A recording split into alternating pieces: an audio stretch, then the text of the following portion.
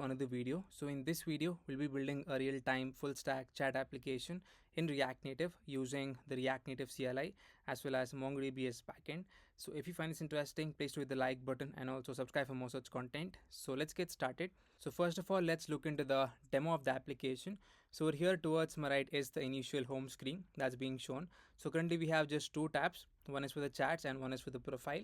So in this project, we'll be mainly focusing on the real-time chatting, because in the previous few projects, if I would remember, the real-time chatting was not implemented that well, because we were not able to correctly receive the messages.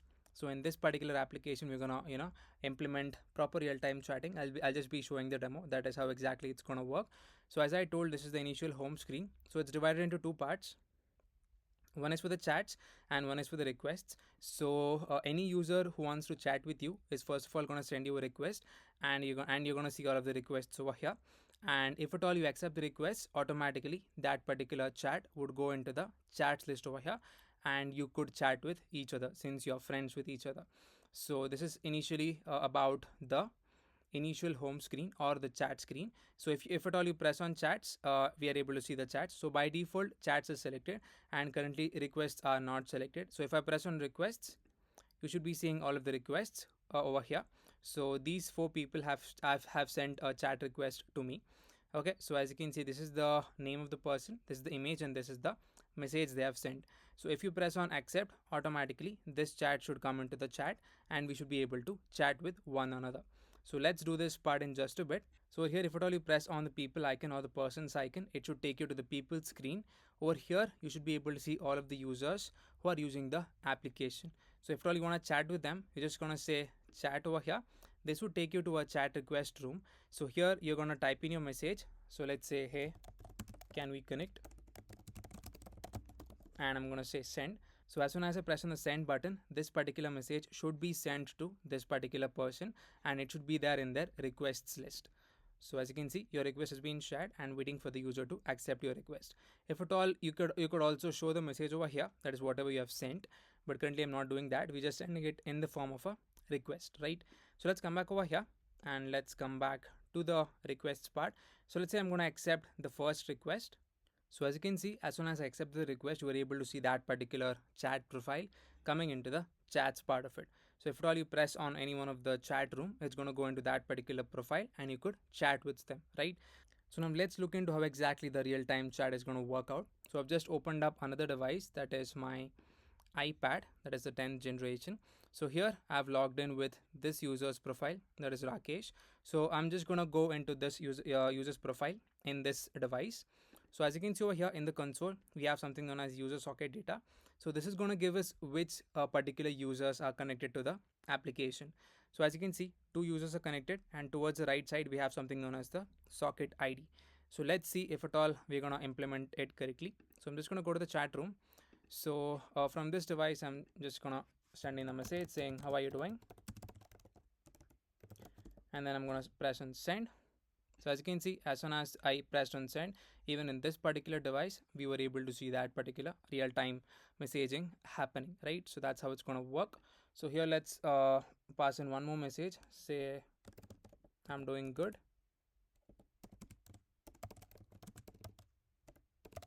And then enter. Let's write that correctly. So send. So as you can see, as soon as I send over here, it's even going to come over here as well. So we're going to implement this in this particular project. So that's pretty much it about your chat room screen. That is where you're going to chat with the other person. And if at all you accept over here, you should be able to see all of the chats coming into the chat list. So here we have something known as the profile screen as well, where we're going to, just implement the UI part. So we're going to have few stories as well over here. So these are the basic updates or statuses, which is just hard coded for now. And this is pretty much similar to your Instagram stories. And over here we have just basically the UI part where we're just going to show the channels. So we're going to implement this much in this particular application. It's going to be a small kind of application itself, not a longer one. And we have the logout button. If you press on this, it's going to log out and it's going to take you to the login screen as well as your register screen. So this is your register screen as well as your login screen. So we're gonna build up this much in this particular project. So if you find this interesting, please do the like button and let's get started with the project right away. So before moving further, first of all, let's check out the outline of the application so that we'll understand what exactly we're gonna build in this particular project. So I'm gonna head over to eraser.io over here, and here I'm just gonna write in signal app outline or demo. So here basically we're gonna have two tabs. So the first one is gonna be for your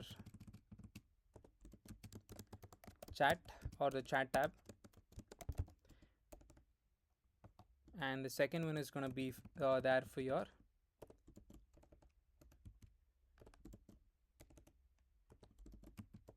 profile tab. Alright, so over here in the chat tab, we're gonna have two things, that is your requests. So first one we're gonna have the chats, and then we're gonna have the requests part. And in the profile tab, we're gonna have a bunch of things, that is the stories or the statuses. And apart from that, we're gonna have the channels design and a bottom image.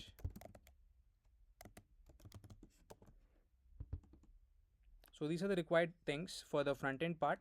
Okay, and apart from that, for the auth context or for the auth side of it, we have two screens. One is for your login screen for the user to log in,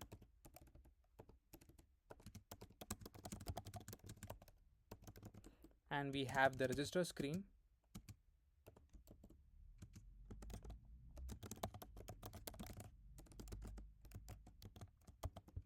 here. The user is gonna register.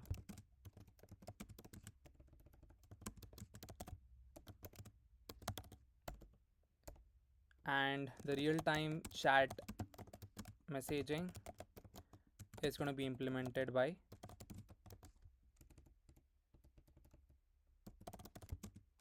using sockets. Alright, so now towards the right hand part, we're just going to draw out the brief design of what we're going to build. So let's say this is the initial home screen. So, and towards the right,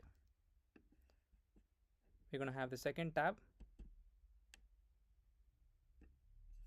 Alright, so over here, let's say we have the bottom tab navigator design just like this, and similarly over here as well.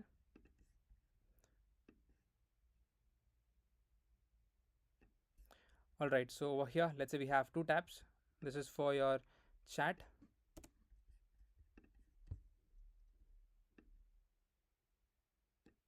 and this is going to be for your profile, that is for the design part.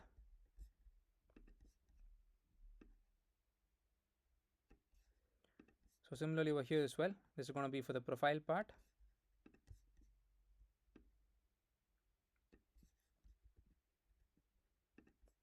So this is going to be your chat screen or your initial home screen. Alright, so now as you saw in the demo part, we're going to have two things over here, that is the chats part of it. So the chats part is going to show up if at all you have any kind of user friends in the application, else it's just going to be empty. So here we're just going to say this is going to be the requests part. So if any kind of user messages you as in a request, it's going to come over here into the requests part, and you would have of course different kinds of components being rendered for each request, and we have the option to delete or accept the request. And once you accept the request over here, it should automatically come into the chats part of it so that you could chat with that particular person. And towards the right is basically your main profile screen that's going to come up over here. So I'm just going to say profile screen. So here, first of all, in the profile screen, as we saw in the demo video, we're going to have statuses or a bunch of user stories. So here I'm just going to write in all of my stories that are going to come up.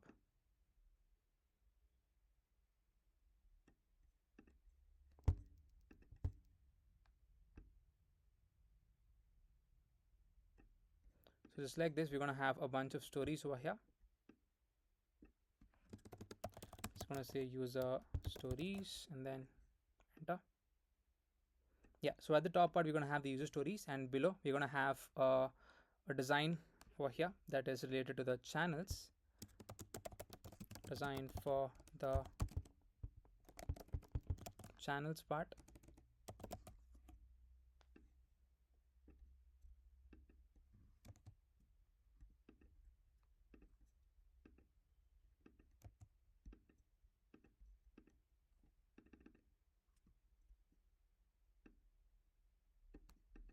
All right.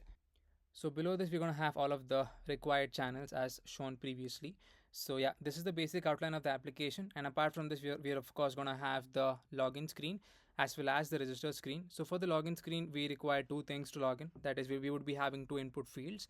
That is the email field as well as the password field. Whereas for your register, this time we're going to have four options for logging in. I mean for registering.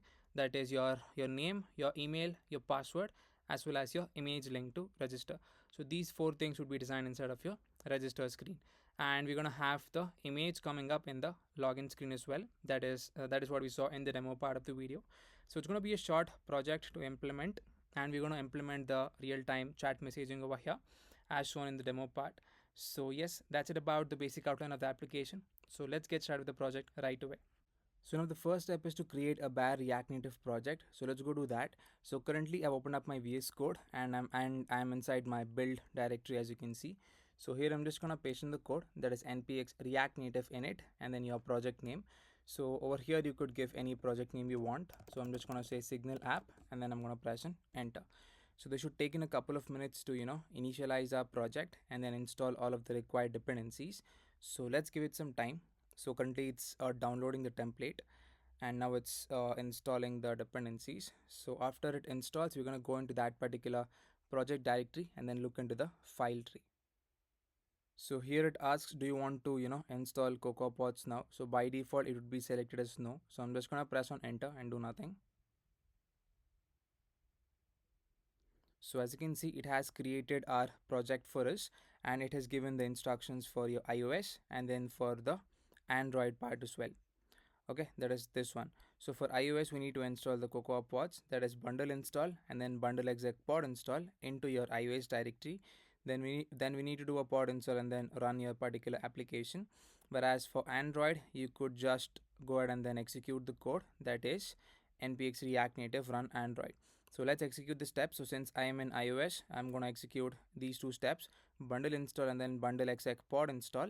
So let's go do that. So first of all, let's head over to this particular directory, that is Signal app, into my, that is there inside of my build folder. So I'm just going to say open. I'm going to go into my build folder and then Signal app, open. So basically this is the initial file tree that is towards the left that React Native is given when we initialize a bare React Native project. So first of all, we're just going to make use of JavaScript. So I'm just going to rename this file. So here I'm just going to say app.js, and you could actually delete the tsconfig.json, that's not required. And in the app.js, let's make few more changes. We're not going to use this and this as well.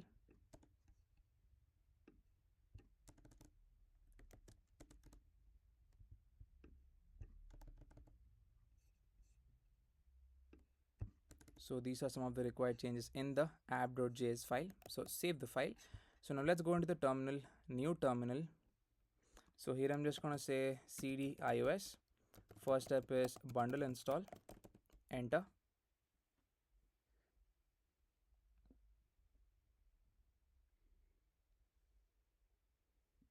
So as you can see, it has installed all of the required dependencies.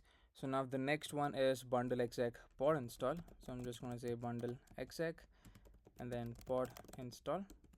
So after this step, we're just going to do a pod install in the iOS directory and then we're going to run the app. So let's give it a couple of minutes to execute this particular statement. So as you can see, this statement has finished executing. So now let's do a final pod install once in the iOS directory, and then we could start and then run the application. Alright, so now let's come back to the terminal. I'm just going to say add. So we are currently in the Signal app directory. So here I'm just going to say yarn iOS, and then I'm just going to clear off my previous terminal, and I'm just going to press on enter.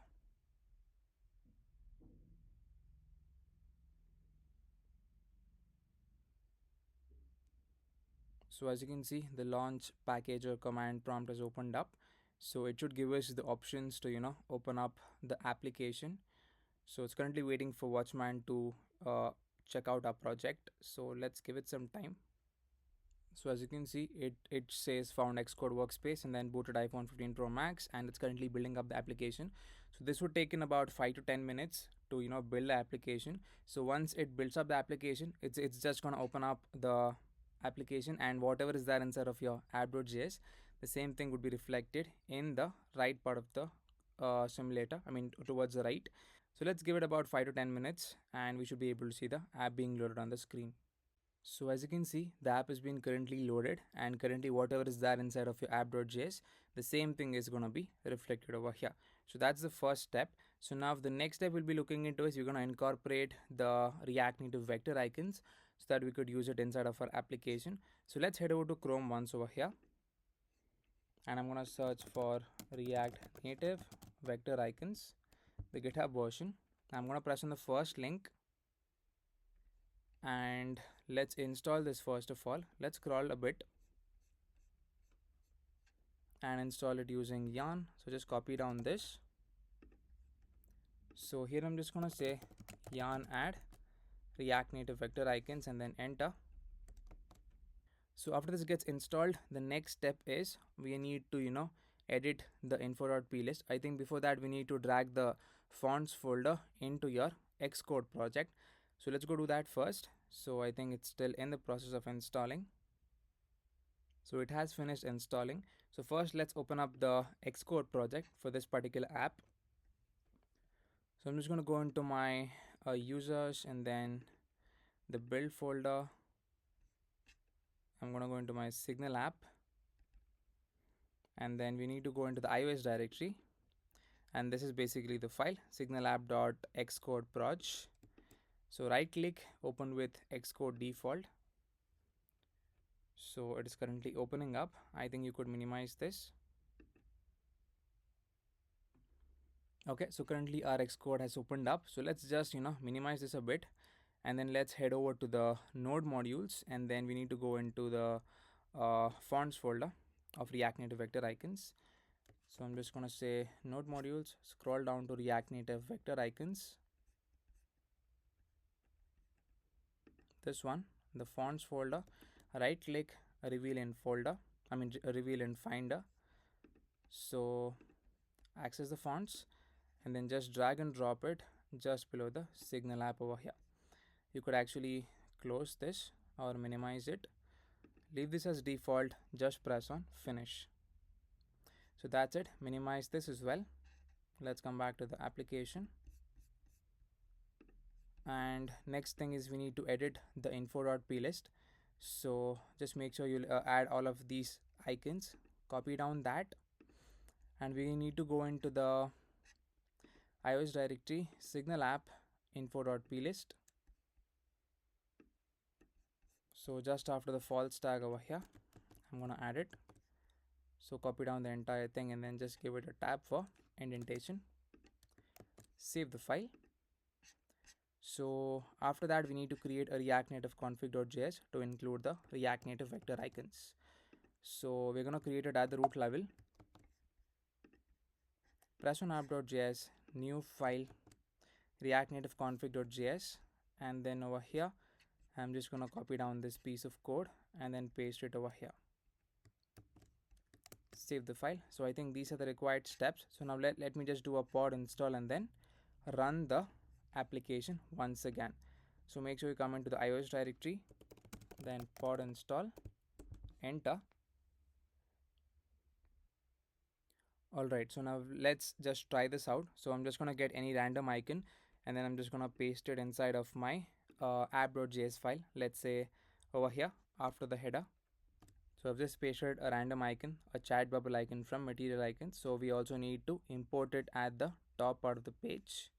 So make sure you import it like this, and then let's try to reload the app. And once the app loads, we should be able to see that being shown, that is the icon. So as you can see, I've just loaded the app once again, and you're able to see this particular icon over here, that is the chat icon. So that part is completely done. So now the next step we'll be looking into is, as we saw in the demo video, we had two bottom tabs. One is the chat and one is for the profile part. So we would be implementing that and then showing it on the screen. So for that, we need to require some dependencies that are related to React navigation. So let's go do that. So now let's head over to Chrome and then install some of the dependencies that are required for React navigation. So here I'm just going to search for React navigation. I'm going to go into my first link and then read docs. So make sure you install this one using yarn or npm. So copy down that, and I'm just gonna come to the terminal and then paste it over here. So apart from that, furthermore, we need to install these dependencies, React Native Screens and then React Native Safe Area Context. So since we have a bare React Native project, we're going to use this particular code. So copy that down and then come back to the terminal, and we're going to paste it over here. So after that, let's move on to Hello React Navigation, and we need to install this one, React Navigation / native stack. So copy that down, and we're gonna paste it over here. So after that, we need access to the final thing, that is React Native bottom tabs. So let's install this as well. So with the help of yarn, I'm going to install this. So copy that down, and we're gonna paste it over here. Enter. So now let's first of all create a new folder for navigation. So press on app.js, new folder. I'm gonna say navigation, and inside this, I'm just gonna access my stack navigator.js.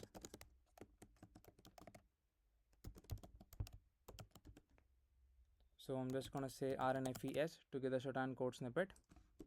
So to get all of these code snippets, you need to have installed ES7 inside your systems. So if you check out the extensions tab over here, so you need to install this one, that is ES7 React Redux or React Native snippets. Okay, so this would allow you to have all of the shorthand code snippets in React or Next.js or even React.js as well. So let's come back to the stack navigator. So over here, let's start defining our stack as well as the tabs. So we currently have two tabs inside of the application. So I'm going to say const stack equals to create native stack navigator. So make sure you import that as well from the required dependency. And I'm going to say const tab equals to create bottom tab navigator from that particular dependency.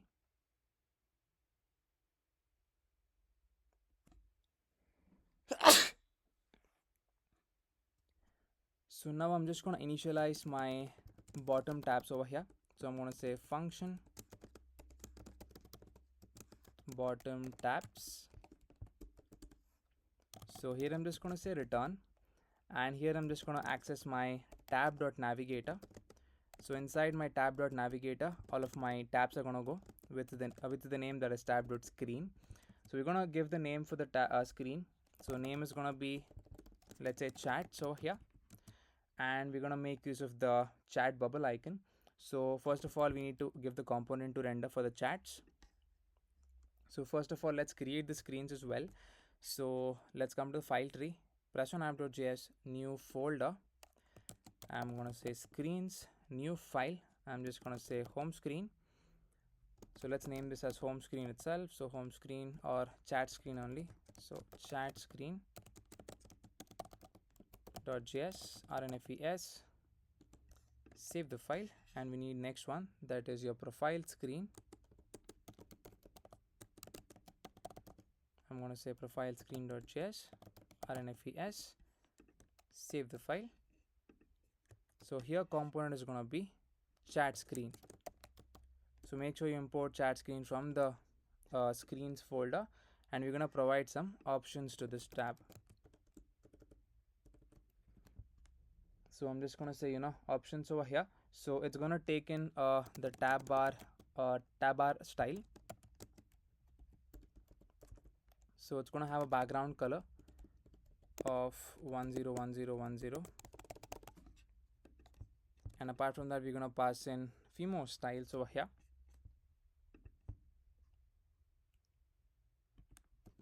So we're going to say header shown is going to be false for this.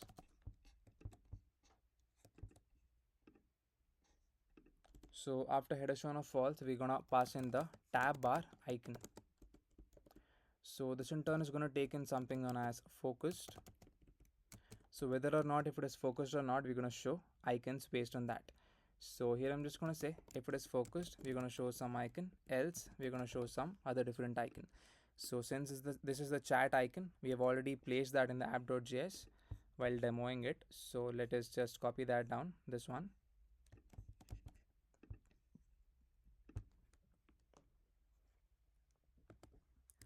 So I'm just going to paste both the icons over here. And if it is focused, it's going to be in white color, else it's going to be in this kind of grayish color. So let's format once, then save the file. Let's also import the material icons at the top part of the page.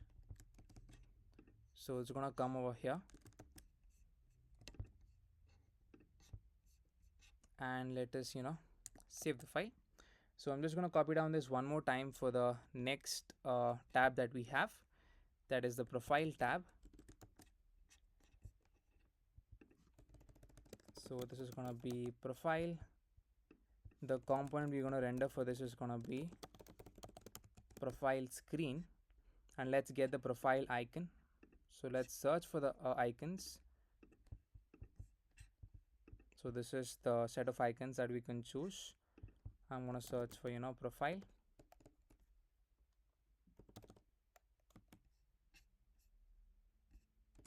or a person icon.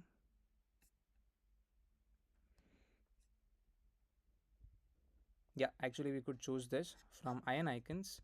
So first of all, let's make sure we import iron icons. Just copy this down and then paste it over here and make the change over here, that is iron icons, and over here also it's going to be iron icons. So let's just copy this down. Okay, it's already copied over here. Let's make the change for that. I'm going to say iron icons. So let us make use of the person outline icon. So make sure you copy this down, and we're going to paste it over here as well. And yeah, apart from that, we also need to make change for this one, the second part of the icon. Okay, so that's it. So this is basically our tab navigation. So now next step is I'm going to initialize my next stack, that is basically your auth stack, that contains two things: your login screen as well as your register screen. So I'm going to say const auth stack equals to a normal arrow function, and here I'm just going to say return. I'm just going to say stack.navigator. Inside this, we're going to pass in the screens. So first of all, let's create two screens. One is for the login screen and one is for the register screen. So here I'm just going to say login screen.js. So rnfes to get the shorthand code snippet, save the file. Another screen, that is our register screen.js, again rnfes to get the shorthand code snippet, and then save the file. So here let's start initializing our first screen, that is going to be stack.screen. So let's give in the name. So this is going to be basically your login, and the component to render for this screen is going to be a login screen. And also make sure you import login screen from the screens folder. Let's pass in the options over here. So here I'm just going to say header shown is going to be false. Okay, so format over here, and let's just copy this down one more time for our second screen. So this is going to be register screen. So I'm just going to say register over here, and the component for this is going to be register screen. Save the file, and now I'm just going to initialize my final stack, that is your main stack. So this tag should be so this tag would be shown if at all the user is registered and the user is logged in successfully. So I'm going to say function main stack. So here again we're going to make use of the stack. So here I'm going to say stack dot navigator. Inside this I'm going to have my stack.screen. Alright, so inside the stack.screen I'm going to access my name. I'm going to give it a random name, that is, let's say main, and the component I'm going to render for this is going to be the bottom tab itself that we just initialized a couple of minutes. And of course I'm going to say options, header shown is going to be false for this as well. So I'm going to say header shown as false. So similarly, let's create a second screen. So here I'm just going to say stack.screen. So name is going to be people screen. So this screen is to see all of the users inside of the app. So I'm just going to say people screen.js rnfes, then save the file. So here I'm going to render my component, that is the people screen. So I'm going to say people screen and I'm going to pass in the options. So it's going to be header shown and I'm going to set it to be false. So let's format over here and then save the file. So now inside of the return block we're going to access our navigation container instead of the view that's present. So I'm going to say navigation container. So import navigation container from the required dependency, that is this one. And inside the navigation container, so currently since we want to see the bottom tabs, I'm just going to show the main stack. So yeah, that's it. So let's format once. Let's do a pod install because we have installed all of the dependencies for React navigation, and then let's try to reload the app.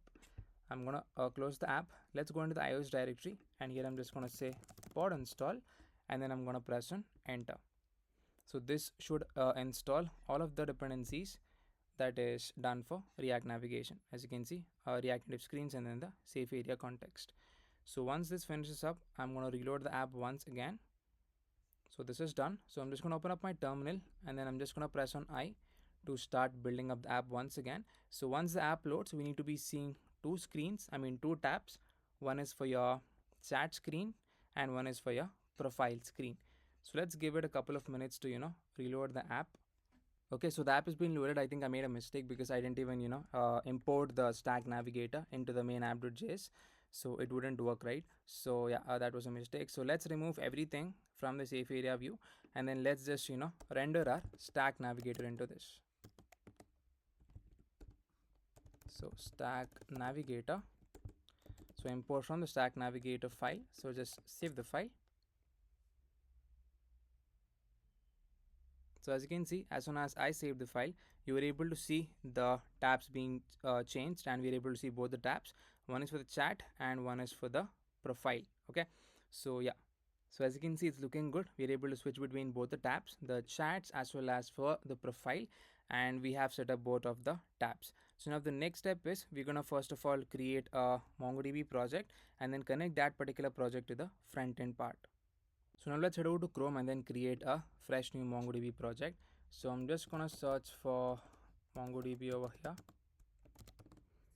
and then I'm going to go to the first link. So over here, let's try to sign in with Google. So I'm just going to press on sign in over here.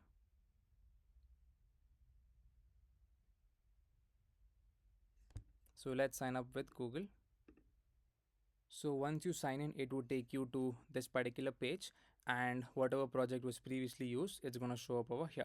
So let's press on the drop down over here, scroll to the bottommost part, press on new project, and we're going to create a new project over here. So project name, I'm just going to say signal app and then press on next.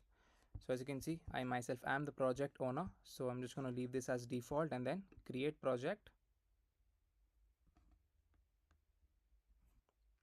So now we need to create a cluster. Press on the create button and make sure you choose the free version, that is M0. And apart from that, these details I'm going to leave it as default and press on create a deployment. So after that, we need to create our username. So I'm just going to pass in my name and the password also. It's going to be my name itself. And I'm going to say create database user, and then we need to choose a connection method. We're going to choose the third option, MongoDB for VS Code. So make sure you copy down this. This is important for connecting the application, and then press on done.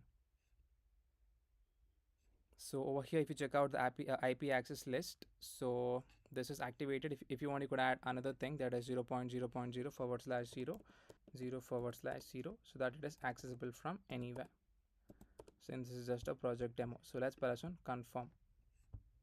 All right, so let's come back over here and let's make sure we create, or we could just first of all paste in that URI over here.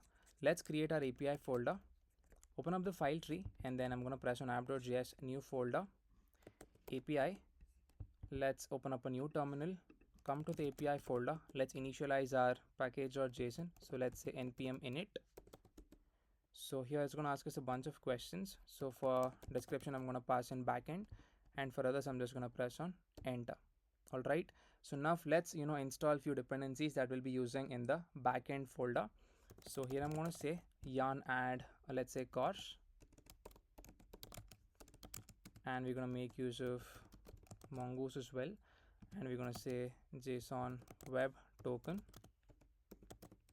and we're going to use multer as well, and then node mon. Okay, I don't think we're going to use multer, just node mon, and we're going to use socket IO for the chatting part of it. That's the important thing. So I think, yeah, apart from that, these are the required things. Yeah, even express as well. And then let's press on enter. So as you can see, package.json is created. So once all of these dependencies are installed, it should come into the dependencies object list. So as you can see, all of the dependencies have been installed. So yeah, that's it. Let's also give the start script now itself for the package.json. So it's going to be nodemon index.js. So let's create our index.js file, that is the main entry point. So I'm going to say index.js. So here let's start defining few statements, and then let's start connecting our application. So here I'm going to say const express equals to require of express. Now I'm going to say const body parser equals to require body parser. I don't think we installed body parser, so let's say yarn add body parser. So here I'm just going to say body parser. So I just hope we get that correctly. So body parser, yeah, it is installed. So now after this, we're gonna initialize mongoose. So I'm gonna say const mongoose equals to require of mongoose, and we're gonna initialize our app. I'm gonna say const app equals to create an instance, that is express,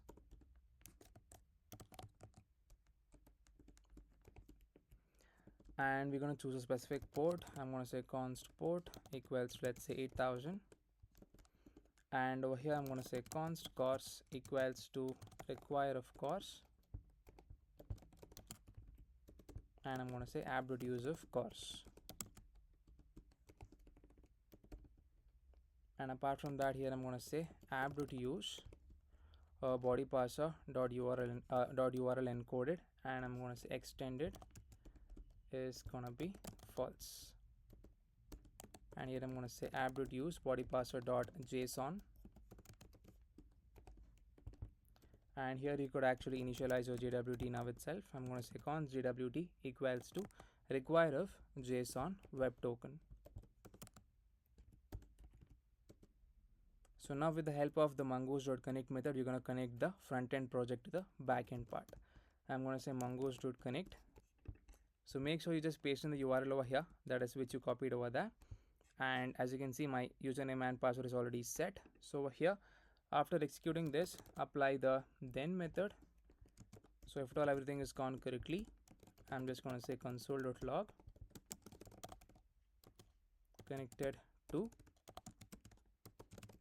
MongoDB. And if at all there is any error while connecting, I'm just going to say dot catch of the error. So here I'm just going to say console.log error connecting to MongoDB.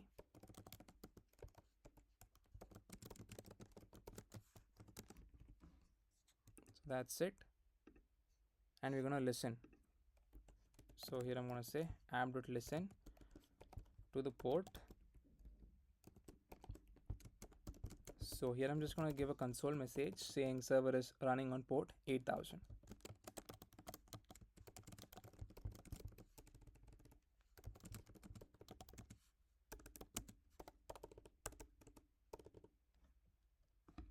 So yes, that's it. So let's format once. Okay, so I think the catch block should come after this one. Let's remove that.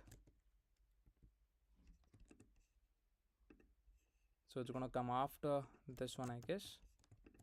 Format now. Yeah, let's save the file. So now let's try to run the application, and then let's see if at all everything is working out correctly, and if at all we have successfully connected to the backend part. So in the API folder, let's say yarn start and then press on enter. Okay, so it says app has crashed. So let's look into that, why we've gone wrong. Okay, it says port is already in use. So let's make sure we change the port. Let's say 4000. So as you can see, server is running on port 8000. I mean 4000. Let's make the change over here. So as you can see, server is running on port 4000 and then connected to MongoDB. So we have successfully connected our project to MongoDB. So now the next step that we'll be looking into is we're gonna first of all create two screens, that is the register and the login screen, so that we could allow the user to register as well as login. So before moving to the design of the register as well as login screens, let's first of all initialize our models. So I'm just gonna go to my API folder, create a new folder for models, and I'm going to create my user model.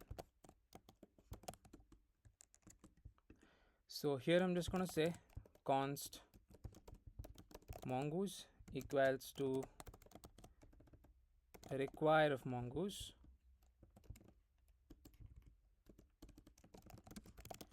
and I'm going to initialize my schema. So const user schema equals to new mongoose dot schema.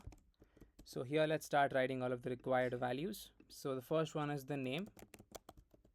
So it's going to be in the type of string, and for this the required is going to be true. Then we have the email coming up. I'm going to say email, again type of string, required of true, and even unique should be true. So after email we have the password field.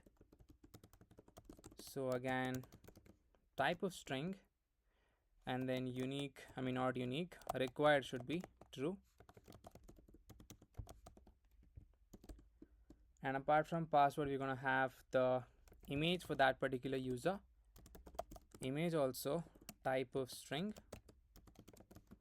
and we're going to say, so we're going to leave it as default, that is we're not going to give the required as true. Okay, so after image we're going to have basically the requests from other people.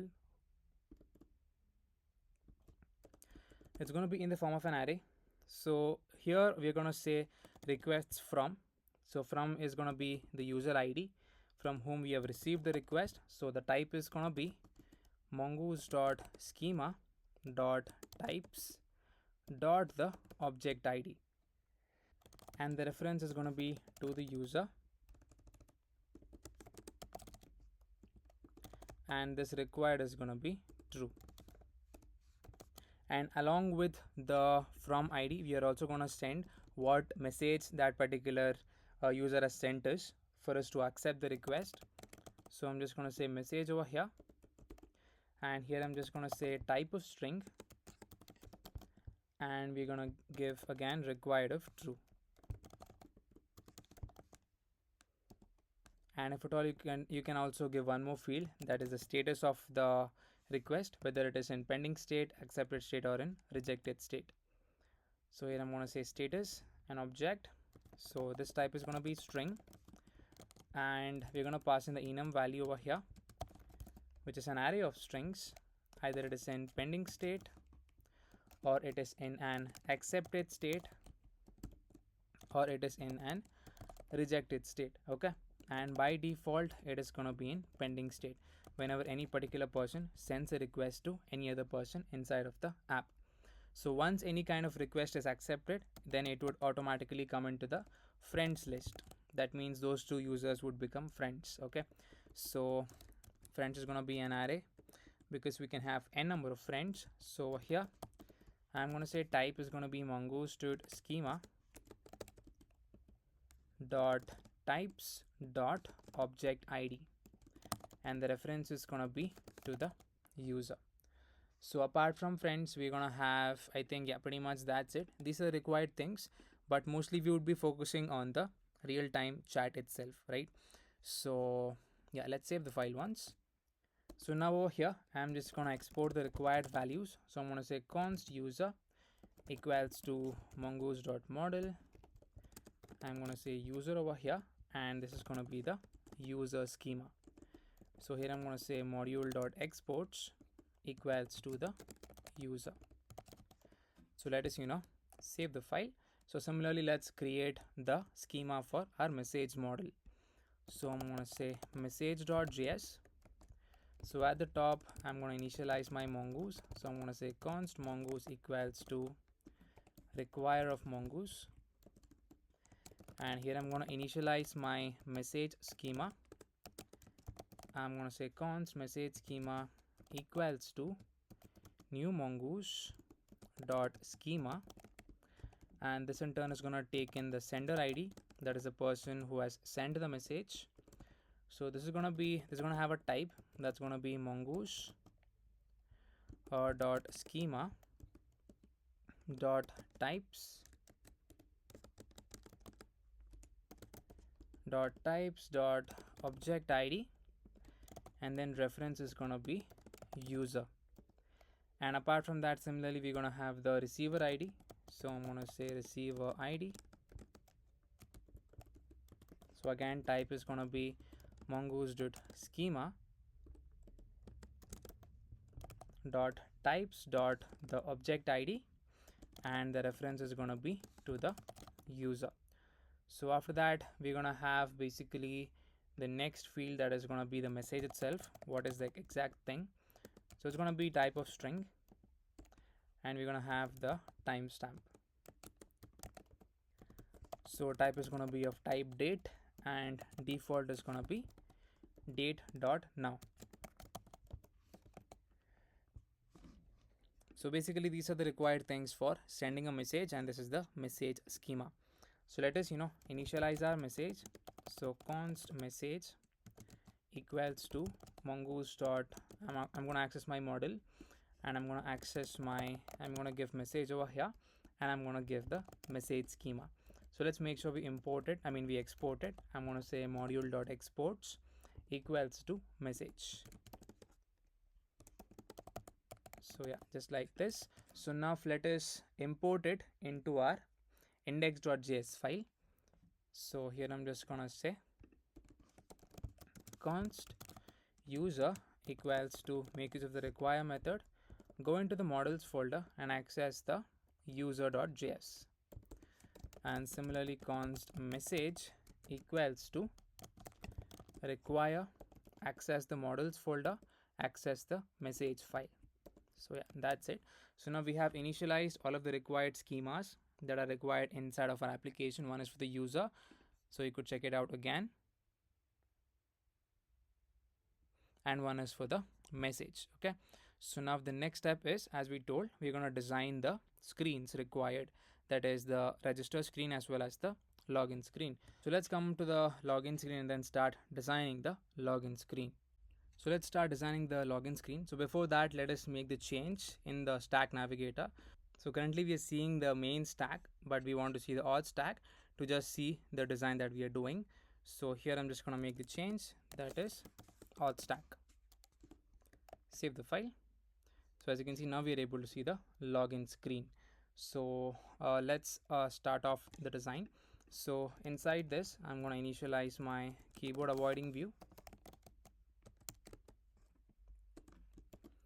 So let's make use of a safe area view over here.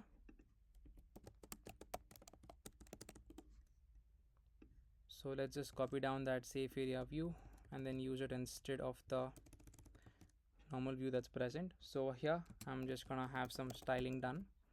Let's say flex of 1, background color of white. Save the file. Let's initialize a view over here, and inside the view I'm gonna have my keyboard avoiding view. So for this view I'm just gonna give it as some internal spacing, padding of 10, and then align items of center.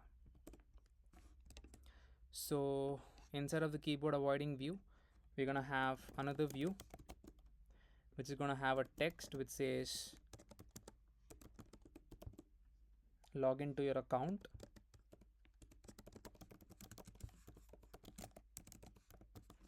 So let's save the file. Alright, so let's give the style for the view over here. I'm gonna say style. So margin top of, let's say, 80, and we're gonna give it align items of center,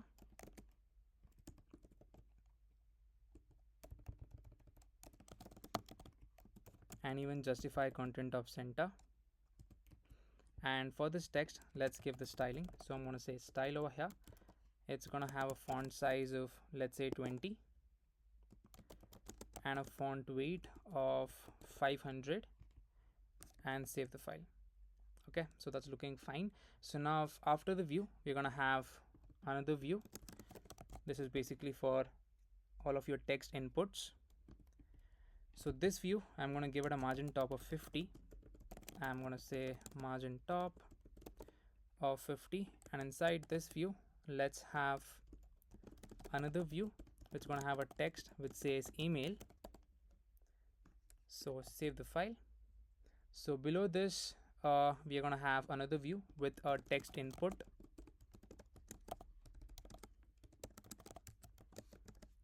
So make sure to import text input from React Native, and over here let's provide the value. So before that, let's initialize the state to hold the required values. So I'm gonna say const email comma set email equals to use state, and initially it's gonna be empty. Here I'm gonna say const password comma set password equals to use state, again of an empty string at the initial state. Also make sure to import use state from React. It's like this, and for the value it's going to be email. We're going to have the on-chain text, so we could just pass in set email. It would automatically set the text to whatever the user is typing inside of the input field. So here I'm going to say placeholder text color.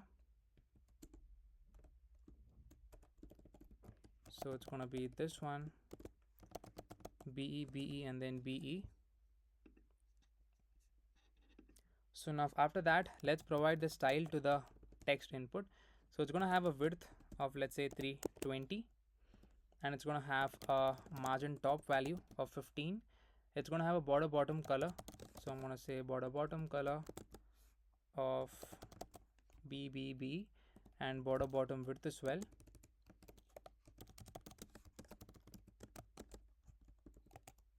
And we're going to give it some padding bottom. So this is going to be the font family. So you could pretty much copy it. I'm not sure if this would work for Android part, but it's going to work for iOS. And apart from that, we're going to give the font size as well. So here I'm just going to say font size. So if at all we have the email, I just want it to be 15, else also I want it to be 15. Save the file. So as you can see, that is our input field. Let's provide the placeholder for this. So this is going to be enter your email. And for the email text, let's give the style, that is this one. I'm going to say style over here. So it's going to have a font size.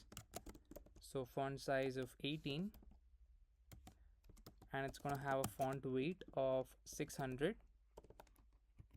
Color of gray. So yeah, that's looking nice. So let's format once.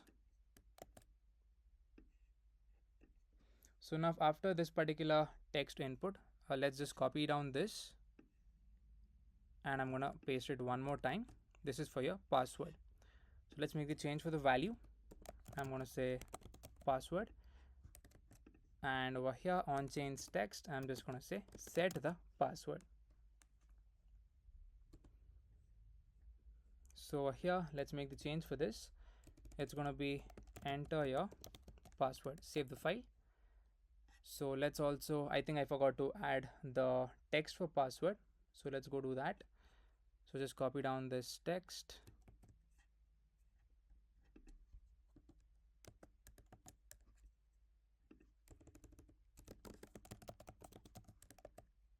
And let's provide some margin top to this.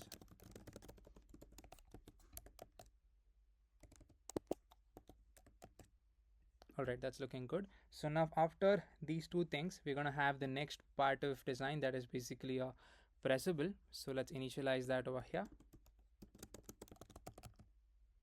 So make sure to import pressable from React Native. Initialize the text field. It says login. Let's give the style to the pressable. It's going to have a width of 200. And it's going to have a background color of this color code, that is 4A5582. And we're going to give it some internal spacing, that is padding of 15. And we're going to give it a margin top of, let's say, 50. Margin left of auto. And then margin right of auto as well. And we're going to give it a slight border radius. I'm going to say border radius of 6. So format once and then save the file. So yeah, okay, background color is not given properly. So let's say background color. Yeah, that's looking fine. So let's target the text over here. I think we need to give it in a blue shade of color. Currently it's purple. So for the text, the color is going to be white. And we have the font size. So font size is going to be 16. And the font weight is going to be bold over here. And of course, text align of center.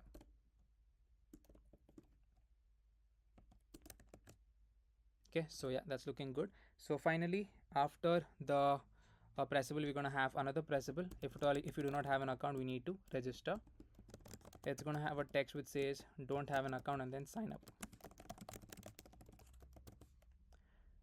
So here I'm just going to say sign up.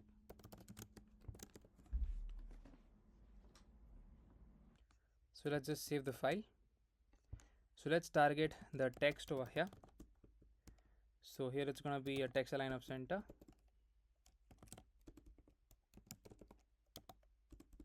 Color of gray. And a font size of 16 with a margin top of, let's say, 6 or 12. Yeah, I think that's looking good. So below that, we're just going to have an image just to fill up the UI part. So here after the view, I'm going to have another view, which in turn is going to take in the image.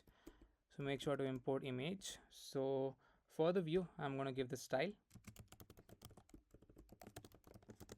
It's going to have a margin top of 50. Justify of center. And then align items of center as well. And yeah, I'm just going to get the link for the image. So I'm just going to paste it over here. So this is the image link. I'll be sending it in the description. So let's save the file. As you can see, that's looking nice.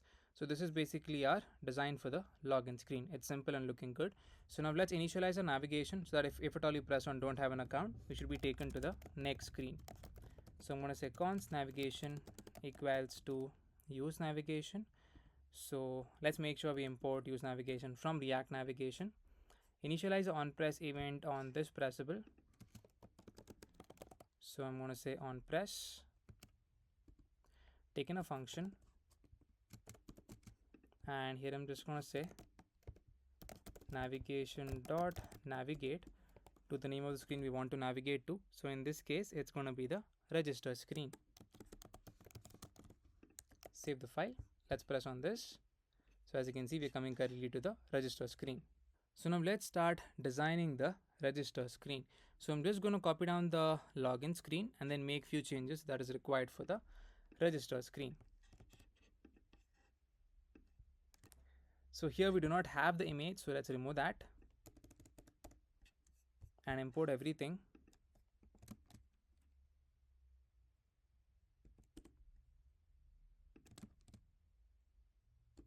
And then the text input.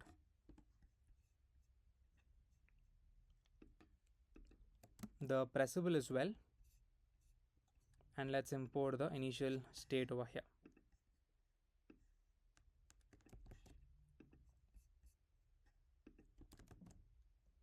And make sure we import use state. So save the file.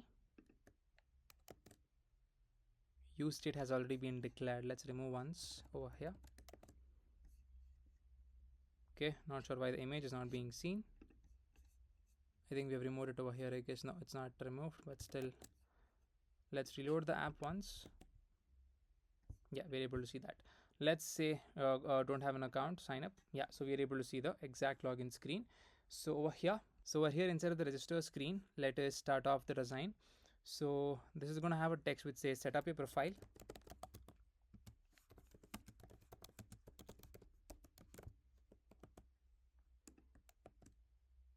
So it's going to have font size of 20 and then font weight of 500, the same thing. And below this, we're going to have another text which says profiles are visible to your friends and connections and groups. So let's give the style for the second text over here. I'm going to say style. So margin top of 10.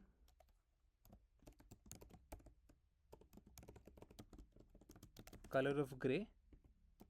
And a text align of center.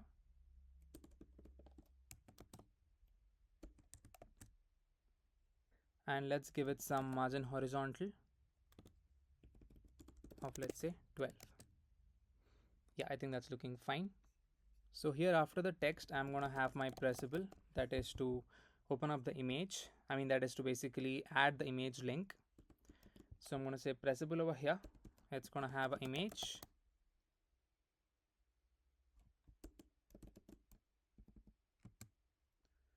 So let's provide the style for this. Width of 50 and a height of 50.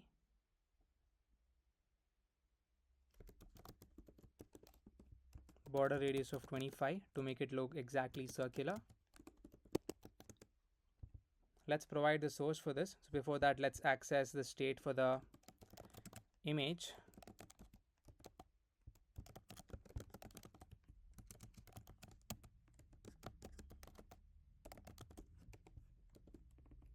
We also need access to the name as well.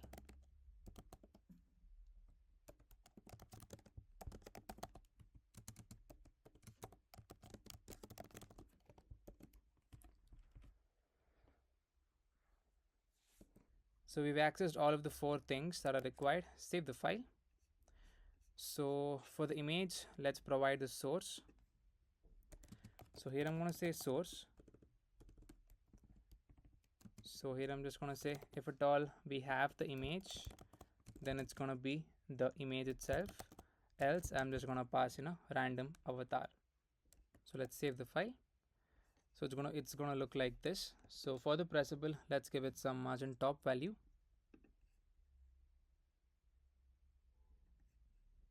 So let's say style over here, margin top of 20. Save the file. So below the image, we're gonna have something known as add.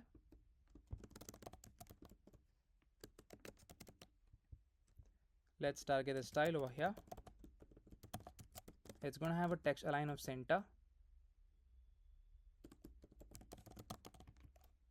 and it's gonna have a margin top of 4, color of gray, and a font size of 12. Okay, so that's it.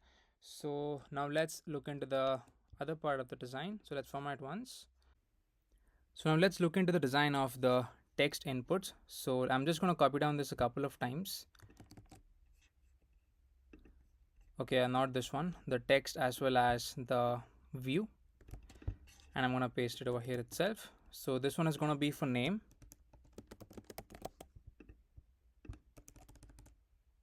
So the value is going to be name over here, and over here it's going to be set name. So here it is going to ask enter your name. So after this it's going to be for the password.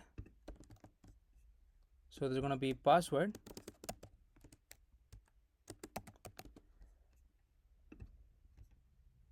I think password is already set. So yeah, let's remove this. So name, email is already there. This is for your password. No, this is name, this is email. This is again copied. This is for the password. So let's just copy this one and paste it after the password, that is for the entering image. So copy this down. So after this view, paste it over here. So this is gonna be your image. Enter your image URL. So the value over here, it's gonna be image. Here it's gonna be set image. Then save the file. So as you can see, we have for name, email, password, and then your image. So for each of them, let's give just a margin top. Starting from the email over here, I want to say margin top of 12. Yeah, I think that's looking fine.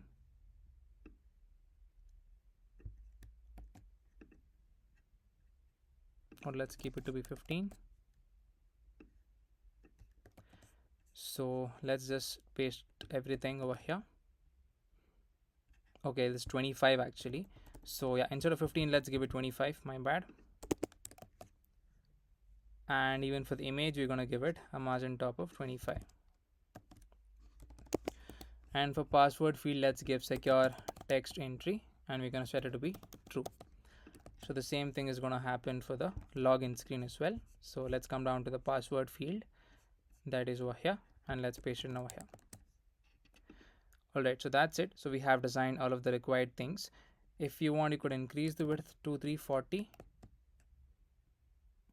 Okay, so let's keep it to be 340.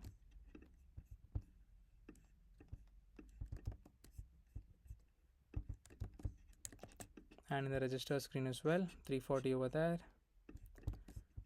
340, 340, and then 340. Yeah, I think that's looking okay.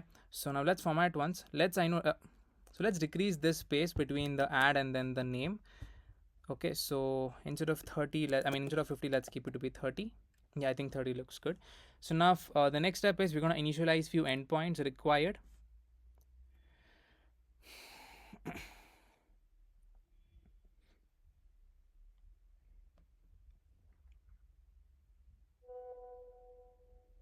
So basically we're going to have two endpoints. One is for the register and one is for the login. So let's come back to the index.js file. So here I'm just going to say app.post. It's going to be /register. It's going to be an async method with the request and the response inside of the callback. And here for registering, we need access to 4 things, as you can see: name, email, image, and then password. So I'm going to get that over here from the request.body. So I'm going to say const name, email, password, image equals to request.body. So after that, we need to create a new user object. So I'm going to say const new user equals to new user. So here it's going to be email, and it's going to be the name, email, password, and then the image. So this new user is going to come from the model that we just imported over here. So after that, we need to save it into the backend. So here I'm just going to say new user dot apply the save method, and after that I'm going to apply the then method over here. I'm just going to say result dot status of 200 dot json with a message being user is registered successfully.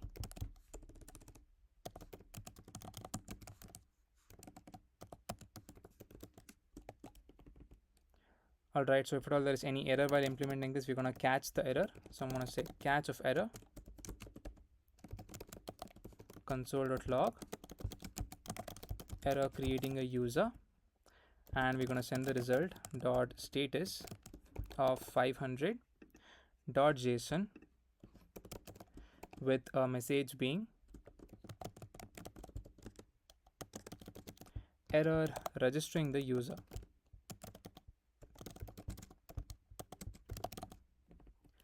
So yeah, that's it. So let's format once and then save the file.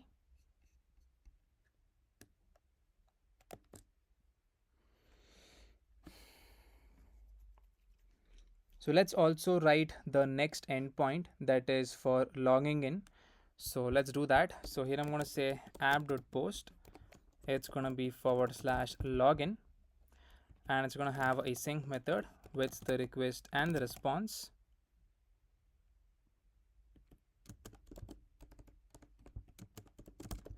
So here, first of all, for logging in, so before that, let's initialize our try and then catch block.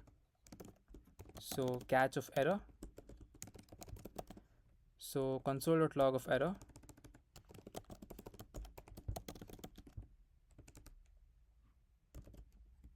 Error logging in with that particular error message, and then send a result dot status of 500 dot json with a message being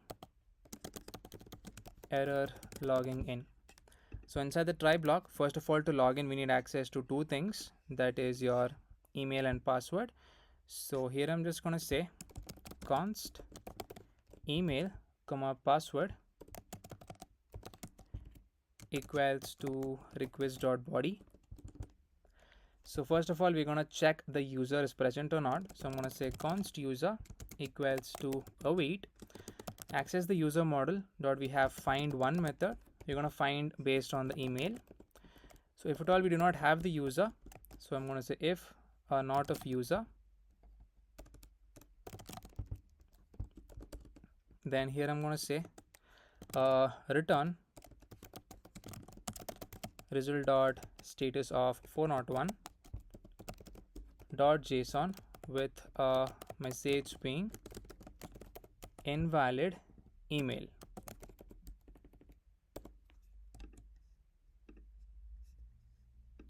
So next we are going to check the password is correct or not for that particular email. So here I'm going to say if my user dot password is not equals to the password that is written by the user, then again here I'm going to say return result dot status of 401 dot json with a message being invalid password.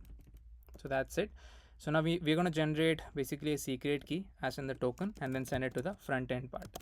Here I'm going to say const secret key equals to basically crypto. So let's initialize crypto over here. I'm going to say const crypto equals to require if crypto. So let's scroll down over here. So here it is going to be crypto dot random bytes of, let's say, 32 of 32 dot convert it into toString, and then we're going to pass in the value of hex over here. So that's it. and we're going to initialize a token. So const token equals to jwt dot, we're going to use the sign method over here. So sign, and it's going to take in basically the user ID. So it's going to be user dot underscore id. So user dot underscore id, and we're going to pass in the secret key to this. That's going to happen over here. So after that, we're just going to say result dot status of 200 dot json with the token. So yeah, that's the basic functionality for logging in. So now the next step is we're going to try and register a user, and after that we're also going to try and log in a user. So for that we need two functions, one on the login button and one on the register button. Okay, so over here we forgot to make the change for register. So let's make that change. So let's go to the register screen once. That is over here. So here we need to say already have an account, then sign in. This is going to be navigation.navigate to login, and this is going to be register.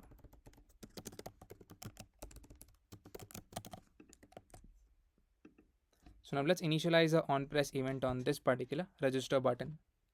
So over here I'm going to say on press, it's going to be handle register. So let's define this function right at the top over here. So I'm just going to say const handle register equals to a normal arrow function. Here first of all we need access to 4 things. So I'm going to initialize my user object. So it's going to be name, and for email it's going to be email. For password it's going to be password, and for your image it's going to be image. All of the 4 values have been stored inside of state, so it's going to be useful. So now let's make sure we install Axios. So here I'm going to say yarn add Axios.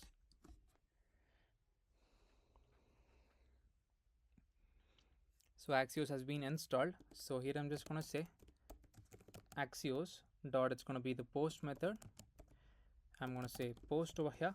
It's going to be HTTP localhost 4000 in our case / register,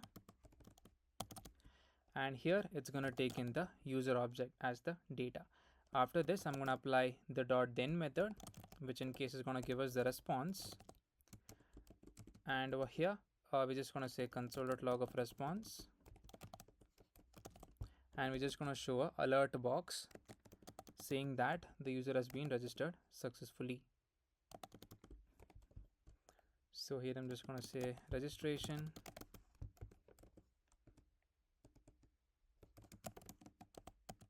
successful, and the second message is going to be you have been registered successfully. So that's it. So yeah, make sure to import alert, and after doing this we're just going to set all of the fields to be empty. So set the name to be empty, set the email to be empty, set the password to be empty, and then set the image to be empty. After that, if at all there is any error, we are going to catch the error over here.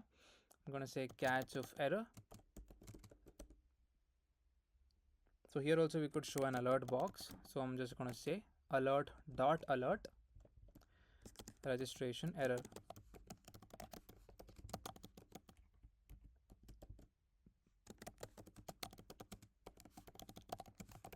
An error occurred while registering.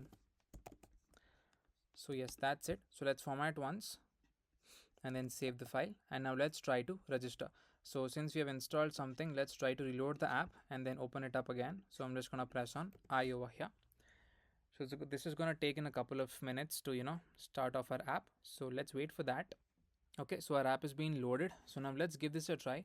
Let's say don't have an account, and I'm going to enter my name over here, and I'm going to enter my email, I'm going to enter my password, and I'm going to get the image link. So I'm just going to paste in the image link. So you could get any kind of image. This is my own image. Let's press on. So as you can see, as soon as I entered the link, my image is being shown over here. So let's press on register over here. So as you can see, registration successfully, have been registered successfully. So let's press on OK, and let's see if at all we've been registered in the backend as well. So let's go over here. Let's press on database, and let's say browse collections. So if you check out the users collection, we should be seeing the first user. So as you can see, we have the first user being stored.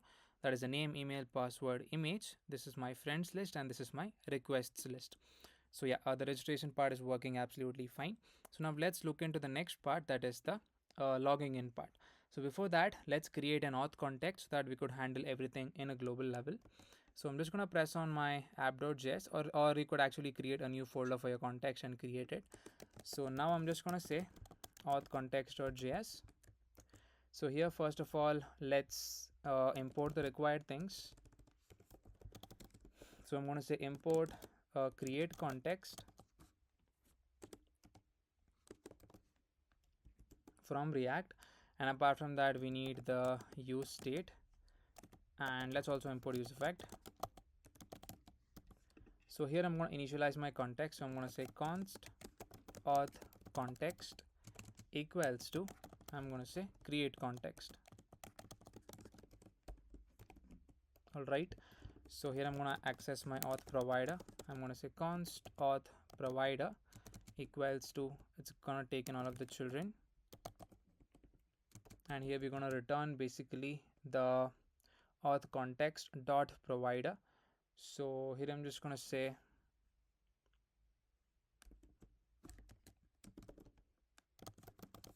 return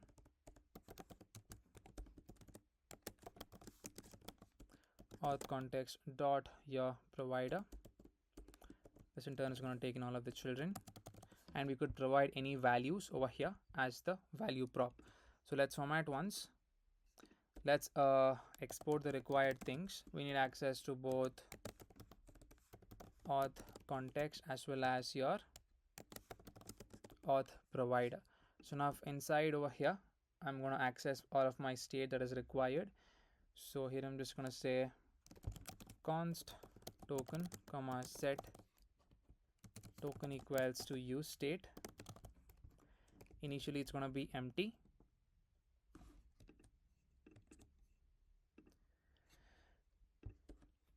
So after that, I'm going to say const user ID comma set is set user ID equals to use state. It's going to be empty again. So after that, I'm going to just initialize my use effect over here. I'm going to say use effect. This is to just fetch the token that we had initially set while logging in. We'll just do that function in just a bit. So I'm just going to say const fetch user equals to async function, and here I'm just going to say const token. So for this we need to install the async storage. So let's go install that, and we also need to install JWT decode.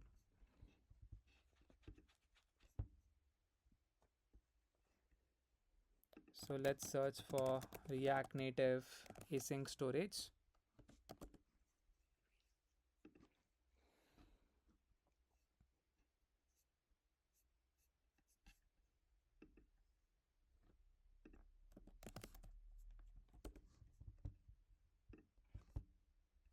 Yeah, we need to install this dependency. Just copy that down, and over here I'm just going to say yarn add React Native async storage / async storage, as well as we need JWT decode, and apart from that we also need core.js as well.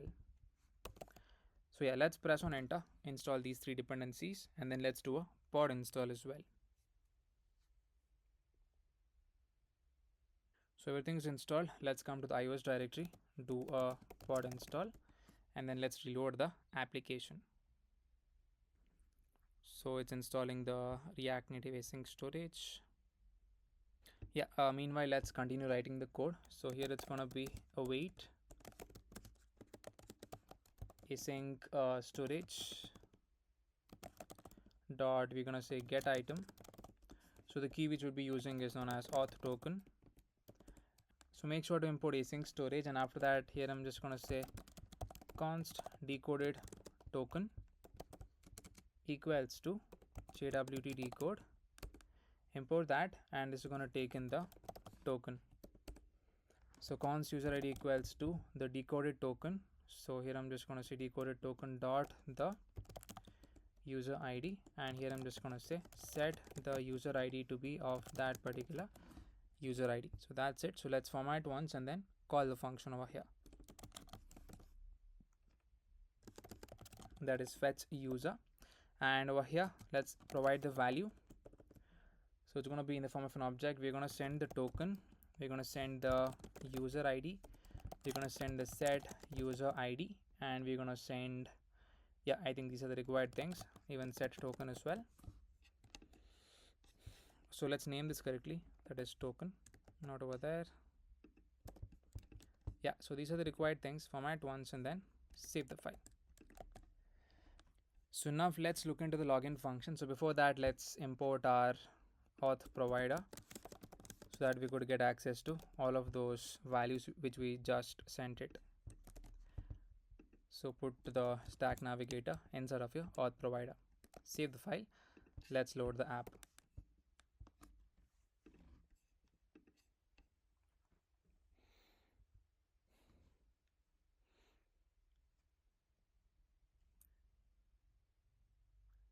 Okay, so it says async storage is null.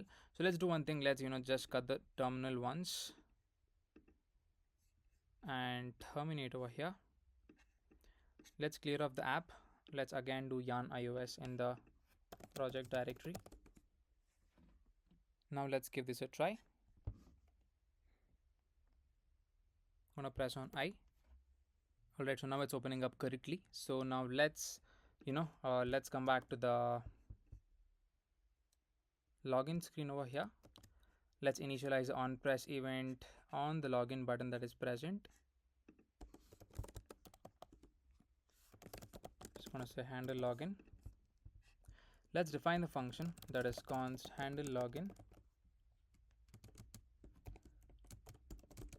So it's going to take in the user object. So const user equals to email is going to be email, and then password is going to be password.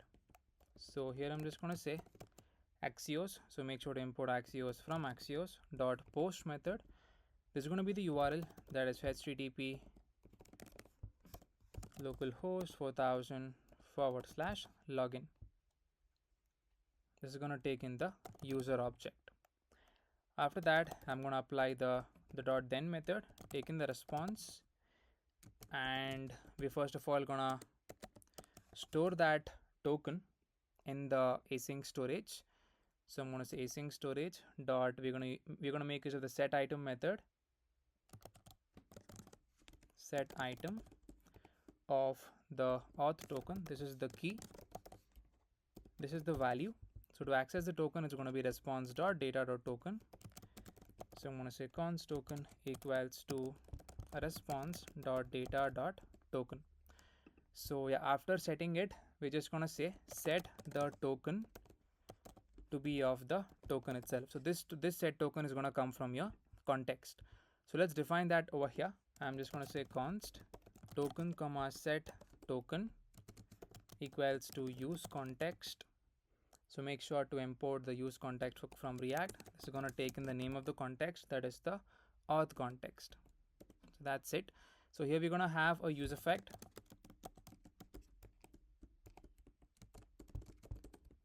Which is going to run once, and once when the token value is changed from null to some value. Here I'm going to say if at all we have the token value present, then that case we have the navigation initialized. I'm going to say navigation dot replace to the name of the screen, that is the main, because we are moving to the main stack. So here, not the name of the screen, we want to move to a particular stack, that is our main stack. Okay, and we need to pass in the screen. So screen is going to be the main, that is initially the home screen where we could see the about tabs. Here also one more dependency, that is our navigation. So let's save the file. So since currently token is of course empty, nothing should happen. So let's make sure to import use effect. So now in the stack navigator, we're going to make one more change. Let's come down over here. So here, instead of showing the auth stack, we're going to paste in this, that is if at all token equals to null or token equals to empty, then show the auth stack, then else, otherwise then show the main stack. So let's get the required values over here. So we've already done that. Go to the login screen, copy down this values, and we're going to paste it over here. Make sure to import use context as well as your auth context.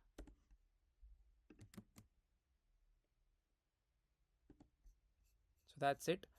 So let's save the file over here. So now let's give this a try. Let's make sure we have Axios imported. Okay, I think something is messed up over here. Let's write that correctly. So I'm just going to remove this, it's not written correctly, and then paste it over here. So that's it. So const token equals to response.data.token, then async storage.set item, auth token is the key, value is the token itself. Then we are setting it globally as well, so that you could access that particular token in any point of your application. So save the file, pass in your email ID and then password. So enter your password. So now if I press on the login button, it should basically hit this endpoint and it should give us a token. So once the token is set, and once we set the token, so this use effect would again get triggered off, because the token we have passed it as dependency. It's going to check if the token is present. Yes, it's present. So it's going to say navigation or replace to main stack, and the screen is going to be main. So let's give this a try. Let's press on login. Okay, so we do have an error. Okay, so it says request failed with status code 500. So let's look into this backend folder. Yeah, we do have an error. So it says rs is not, error logging in, rs is not defined. So let's go to that index.js file. Okay, so it should be result.status. So save the file. Yeah, now let's give this a try.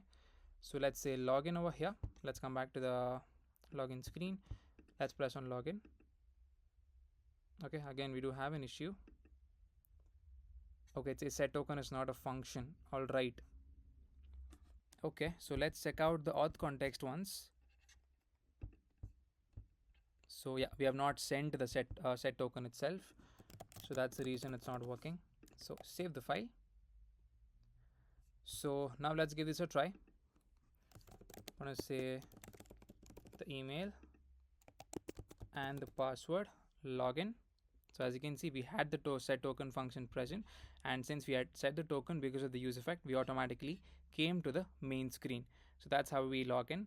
And if at all you press on the back screen, you would not be able to go to the login screen, because we had used the replace method.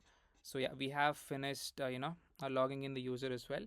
So that part is done. So now the next step is we're just going to design the initial part of the chat screen, and I'm going to create a bunch of users or a couple of users, and then come back so that we could request and then chat with that particular users. So first of all, let's look into the design of the initial home screen, that is the chat screen, that is this one. So let's head over to the index.js file and then write the endpoints for getting all of the users in the app. So here I'm just going to say app.get. So it's going to be /users / the user ID. That's going to be dynamic. So here I'm just going to say async method with the request as well as the response in the callback. So here first of all, let's initialize our try as well as our catch block. So catch of error. So here I'm just going to say console.log with that particular error message. Okay, so here we need to make use of braces. Alright, so now inside of the try block, first of all we need access to the user ID. That's going to come from request.params. So it's going to be request.params.user ID, and I'm going to say const users equals to await access the user model dot, I'm going to say find. So here we should get only the user ID. I mean, here we should get all of the users except the currently logged in user ID.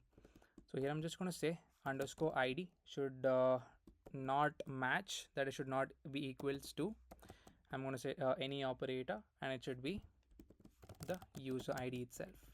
Apart from that, we just need all of the user ID. So here I'm just going to say result.json of the users. So yeah, that's it. So let's format once. So now the next one is to send a request to any other person. So I'm going to say app.post. It's going to be send request with the async, that is with the request and response in the callback. So here I'm just going to say const sender ID comma receiver ID comma what message you want to send to them while requesting equals to request dot body. So here I'm just going to say if at all there is no receiver. So first let's target the receiver. So here I'm going to say const receiver equals to, I'm going to say await user dot, we have the find by ID method, find by ID of the receiver ID.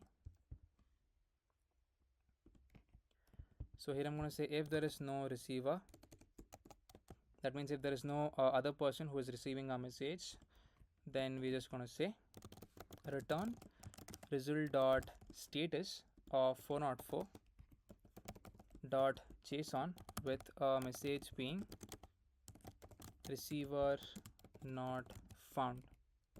Okay, so that's it. So after that, if at all we have sent the message, here I'm going to say the receiver should access it in the requests array. So it should be receiver dot access the requests dot push. So the from is going to be the sender ID, and we're going to push the message as well. So that's it. So after doing that, I'm just going to say await receiver dot save,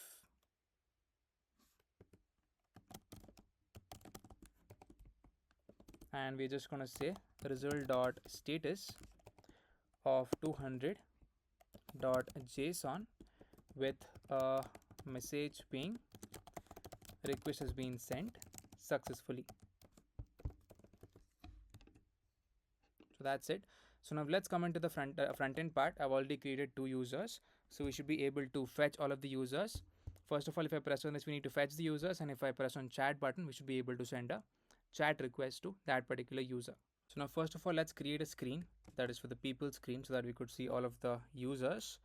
So I think people screen is already created, and we have already initialized it inside of the main stack, that is over here. Okay, so now let's come back to the chat screen. Navigation is already initialized, I guess. Nope, it's not initialized. So here I'm going to say const navigation equals to use navigation.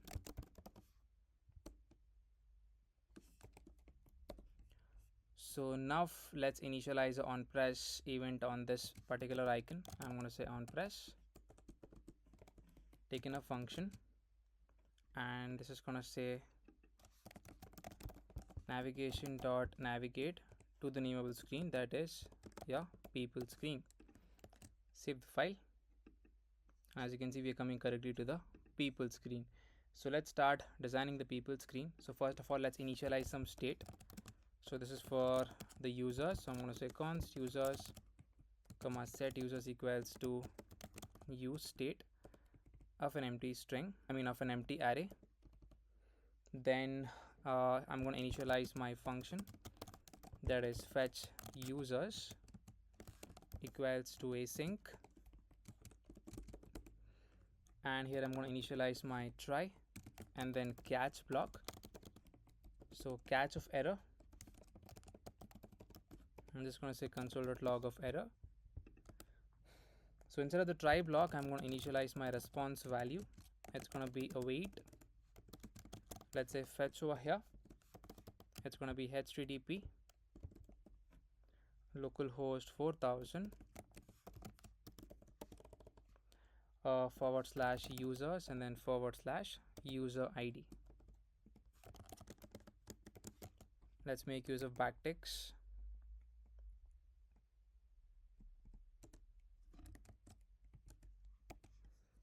So after doing that, first of all, let's convert it into JSON. Const data equals to await response.json, await response.json.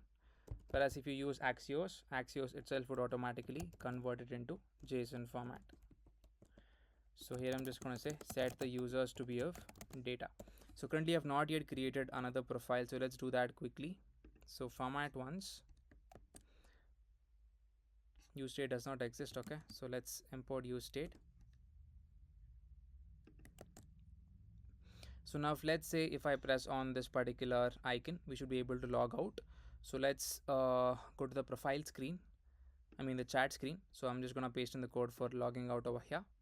So here I'm just going to say const logout equals to clear auth token. So inside this function, we're just going to remove the token and then we're going to replace to the home screen. So make sure we have async storage imported, and here I'm going to say navigation.replace to the login screen. So set token to be empty. So this set token is coming from your auth context. Save the file. Let's press on the icon. Okay, we have not yet initialized the on press on the icon. So for the pressable over here, I'm going to say on press.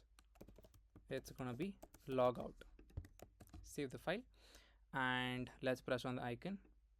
So we have been logged out. So even if you refresh now, since the auth token is cleared, we should be able to see the login screen itself. So let's go to the let's go to any website and then get any random image. Let's say pexels.com. I'm going to say mail images.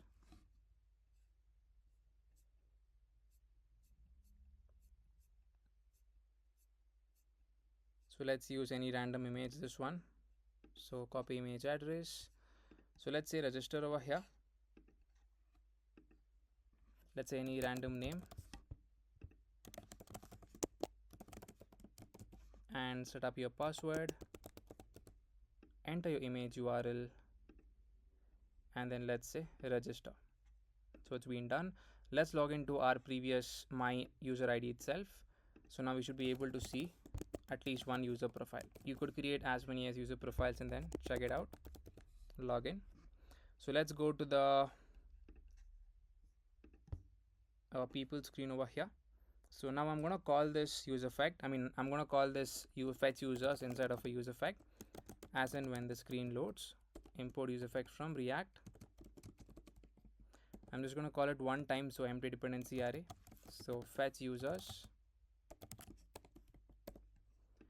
Save the file.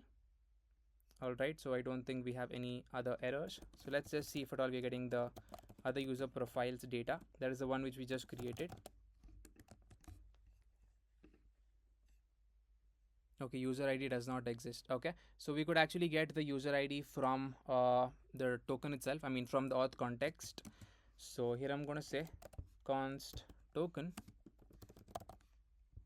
equals to use context of the auth context.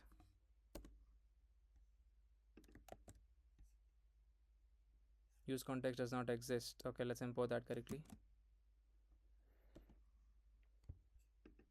Okay, my bad. Not token, user ID. Save the file.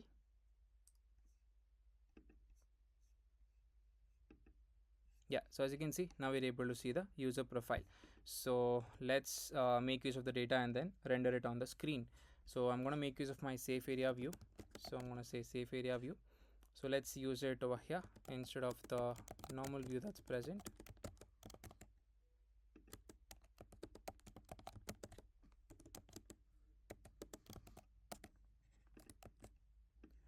So inside over so inside the text, I mean inside of the safe area view, I'm gonna initialize my view.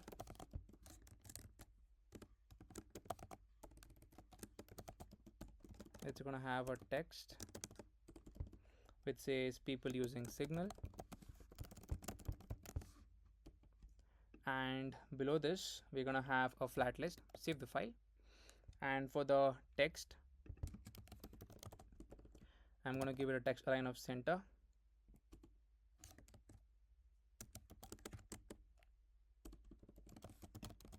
and we're gonna give it, let's say, a font size of 15, and we're gonna give it a font weight of 500. All right, so let's give it a slight margin top as well. So margin top of 12. Okay, so now with the help of a flat list we're gonna show all of the users. So after the view I'm just gonna say flat list, import flat list from React Native. It's gonna take in the data value, that's gonna be users in our case. It's gonna have the render item method. So here we're just gonna destructure the item, and for every item or for every user I'm gonna create a new component altogether. Press on app.js, new folder, components. I'm gonna create a user.js component. So rnfes to get the Sujan snippet. Save the file. Let's come back to our people screen, and over here I'm just gonna render my user component. So make sure to import the user component from the components folder.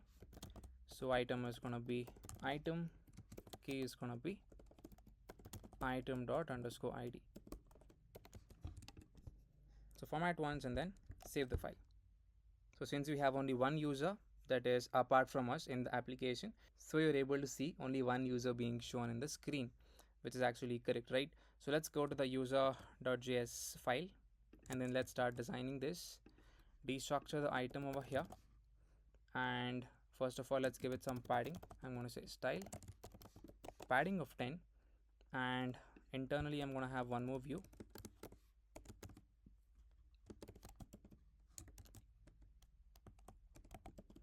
So inside this I'm going to have my pressable, which in turn is going to have an image. Make sure to import both image and pressable.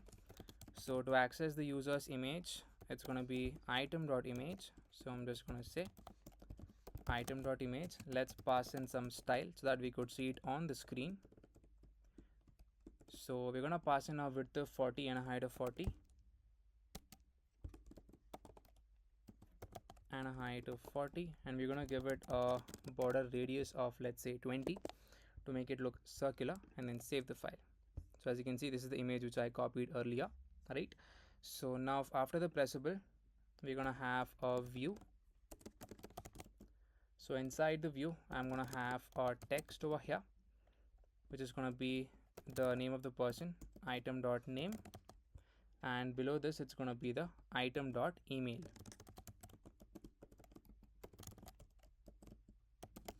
Save the file. So this is the person's name and this is the person's email which we gave. And finally, towards the rightmost part we're going to have the chat button.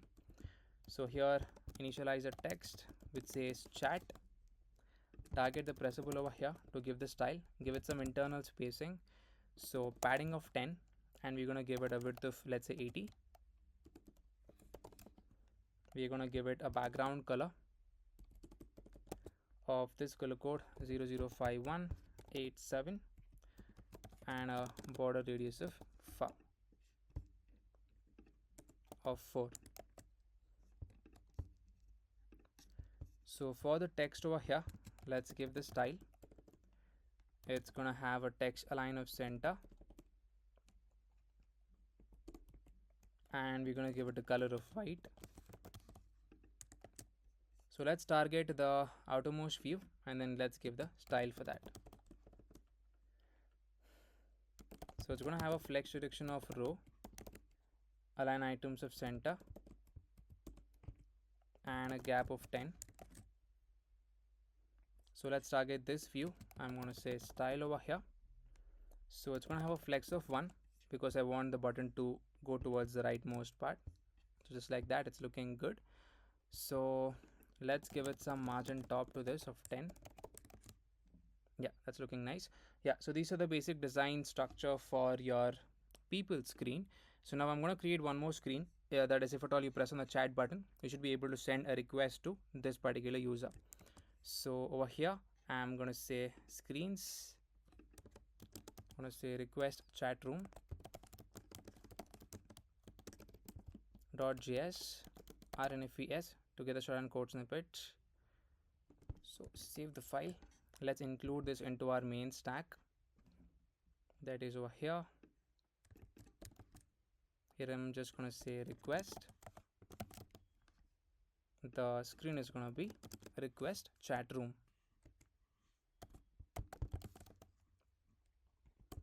So make sure to import that from that particular screen and then save the file. Let's come back to the people screen. Let's initialize our navigation over here. I'm going to say const navigation equals to a use navigation. So make sure to import use navigation correctly, and we're going to initialize a on press event on this button. Okay, not over here. We need to include it in the component that is over here. So again, import use navigation.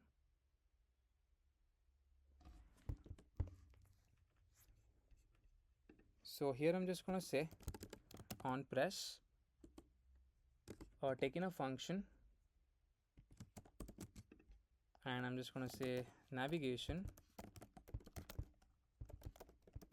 dot navigate to the request screen, and we need access to few things, that is the name,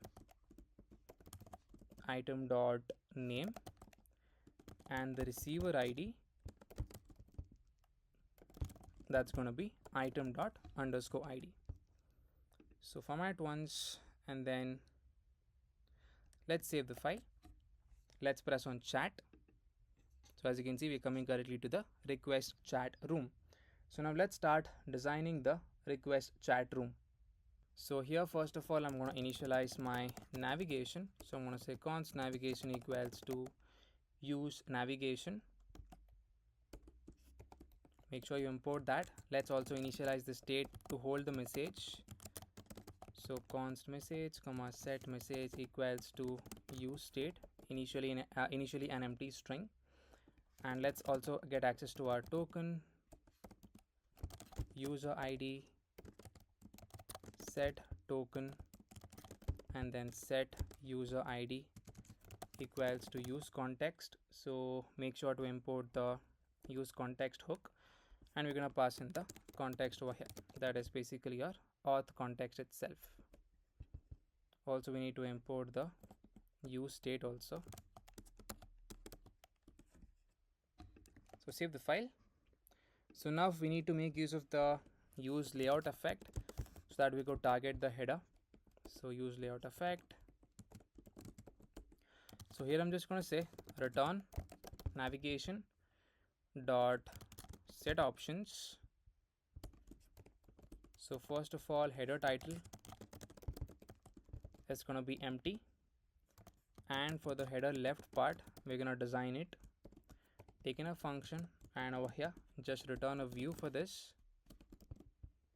This in turn is going to have the iron icons. So I've just pasted the iron icons over here. So let's make sure to import it over here as well. So apart from that, let's initialize our route to access the information that came from the previous screen. So I'm going to say const route equals to use route. So here I'm going to initialize my view with a text to show the root dot params dot name. You could also have an image attribute and then show the image also. Get the image link from the previous screen. I'm not going to do that for now. So currently I'm just going to show the name. Save the file. So over here, let's keep it an empty dependency array. So currently we are not able to see the top header because of this particular option that we have given. Let's remove that. Save the file. So as you can see, we are chatting with the correct required person. Let's come back to the people screen. I mean the chat request room or the request chat room. So here for the view, let's give the style. So it's going to have a flex direction of a row. align items of center, and I'm going to give it a gap of 10. Save the file. Yeah, so that's looking good. So format once. So now over here, first of all, let's initialize our keyboard avoiding view, or let's import it directly over here. So I'm going to say keyboard avoiding view. So just copy this down, and we're going to make use of this. So for this, let's give the style. I'm going to give it a flex of 1 and a background color of white. So here we are actually not going to show any kind of message you sent. So I'm just going to leave the scroll view as default, because this is just a request sending to the other person. So if you want, you could actually show the message whatever you sent, but over here, once you send a message, we are going to show an alert box saying that your request has been sent to that particular person. So I'm going to keep the scroll view as is, and over here let's design the bottom part. So it's going to have the end typo icon,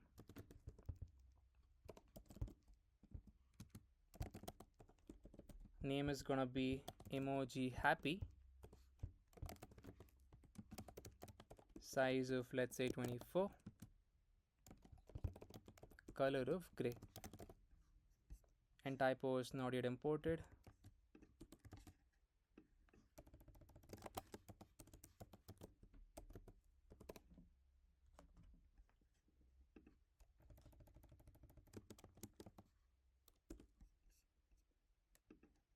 So apart from this, we're going to have the text input so that we could type in the message. So I'm going to say text input. So make sure to import the text input from React Native. So this is going to have a value which is going to be message. It's going to have an unchanged text.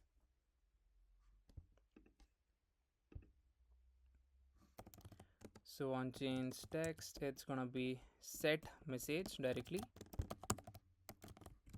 Let's provide in the style for the text input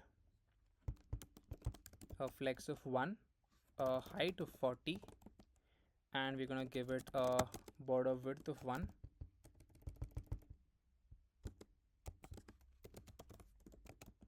And it's going to have a border color of this color code, that is DDDDD. Border radius of 20, and it's going to have a padding horizontal.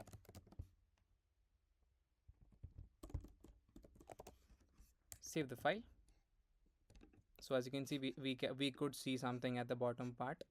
So after the text input, we're going to have a view which is going to contain the icons. So I'm just going to get all of the icons. So I've just pasted in the view. It contains end typo and the feather icon. This is the camera icon, this is the mic icon. I've just given a flex of row, align items of center, a gap of 10, and then a margin horizontal of 8. And after that, I've just pasted in my pressable, that is for the send button. This is the style. It's going to have a background color, padding horizontal of 12, padding vertical of 8, and then a border radius of 20. So make sure you import feather as well. So just copy this down, and then over here it's going to be feather, and over here as well we're going to say feather. So let's just save the file. So pressable does not exist. Let's import pressable. Okay, it's taking too long. Let's import it manually. Save the file. Yeah, so we are able to see all of them coming at the bottom part of the screen. So let's target this view. So for this, first of all, let's give a background color of white, and we're going to give it a flex direction of row, and then align items of center. We're going to give it let's say padding horizontal and vertical of 10, and then padding vertical of 10. Then we're going to give it, let's say, a border top width of 1, and then border top color of this color code, and we're going to give it a margin bottom of 20. Save the file. Okay, I think even this view should come within that design.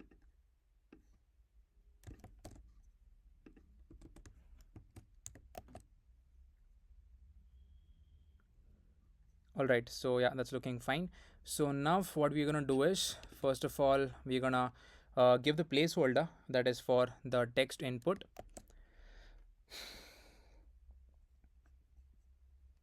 So here I'm just gonna say placeholder.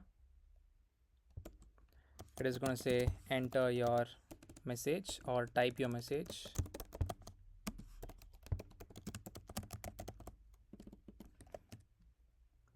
Let's give it some margin left to this.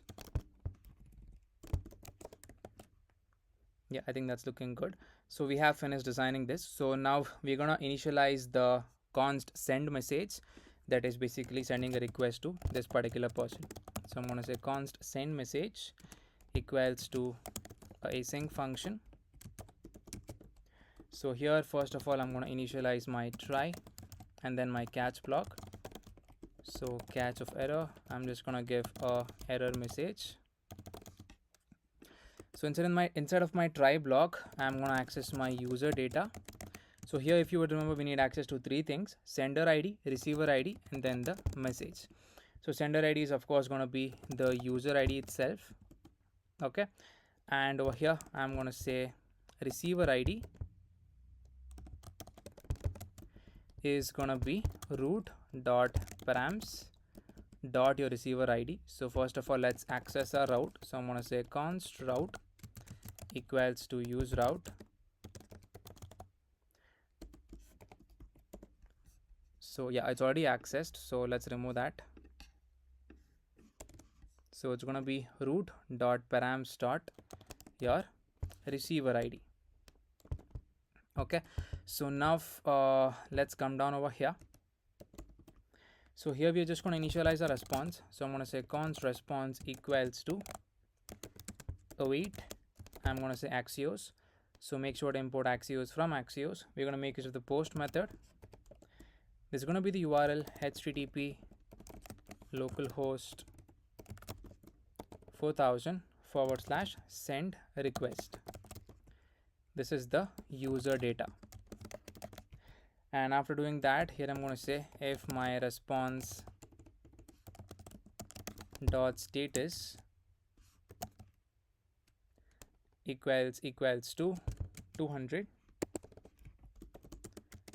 So let's write that correctly, response. So here I'm going to send the alert. I'm going to say alert dot alert.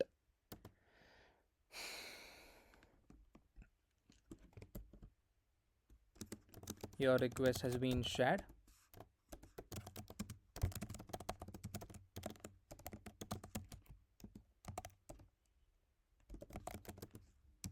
Wait for the user to accept your request. All right. So before that, let's also set the message to be 0. I mean not 0, an empty string. That is clear the input field, and make sure to import alert. So that's it. So yeah, let's give the on press over here. I'm gonna say on press equals to send message. So let's save the file and then let's give this a try.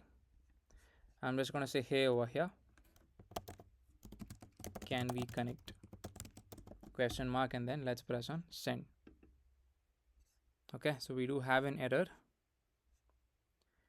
It says message is required. Okay, my bad, over here message we have not sent that. So message is gonna be message itself, that is gonna be stored inside of your state. So now let's give this a try, send. Okay, no error over here. Let's check out this console. Yeah, so we are getting an Axios network error. So let's look into where we have gone wrong. So first of all, let's check if at all we have all of the correct details. Console.log user ID is gonna be user ID.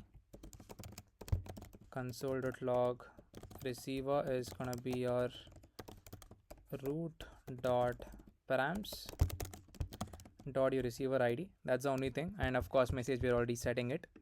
Let's save the file. Yeah, so we are having the correct details, user ID, receiver ID. Let's go check out in the backend and confirm once. So we should be having two users. This is my profile 6648. Okay, so 6648 should be in the user ID. So 6648, whereas receiver is this person, that is 6648 ending with a 25D. That is other user ending with a 25D. So that's working absolutely fine. So let's look into the URL. So HTTP localhost 4000 send request. Yeah, so that's correct. So message is going to be message itself. So not sure why it is erroring out. Let's check out the index file over here. If you have made any mistake, app.post send request. All right. So let's check over here if at all we're getting any issues. So console.log.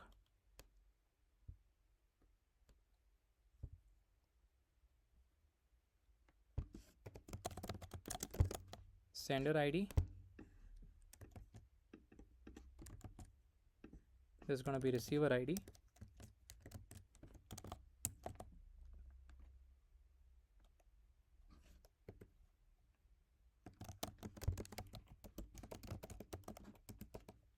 This is going to be message.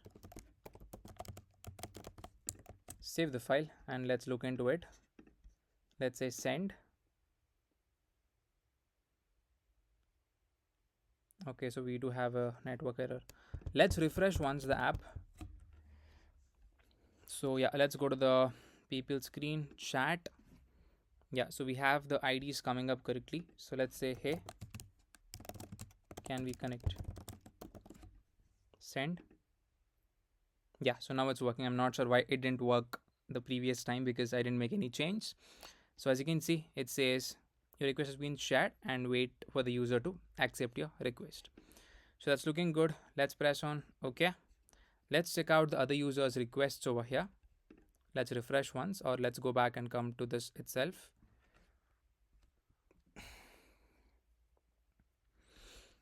So as you can see, for this particular user profiles, so for this particular user, we have the request being added.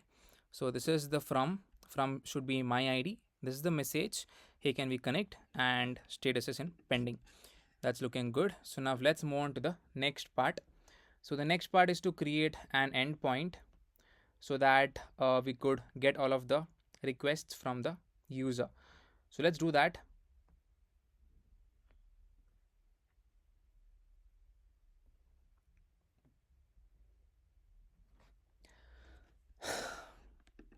So let's head over to the index.js file.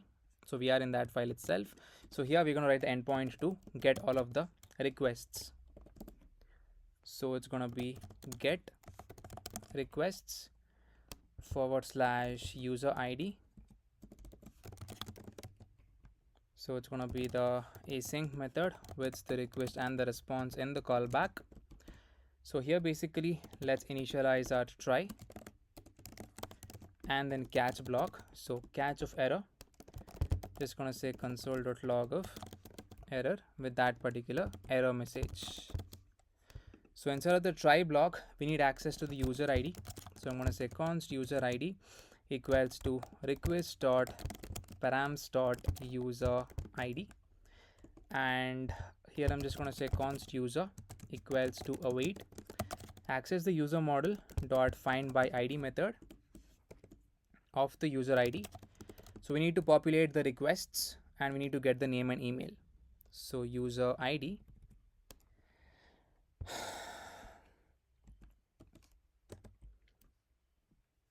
so here I'm going to say populate.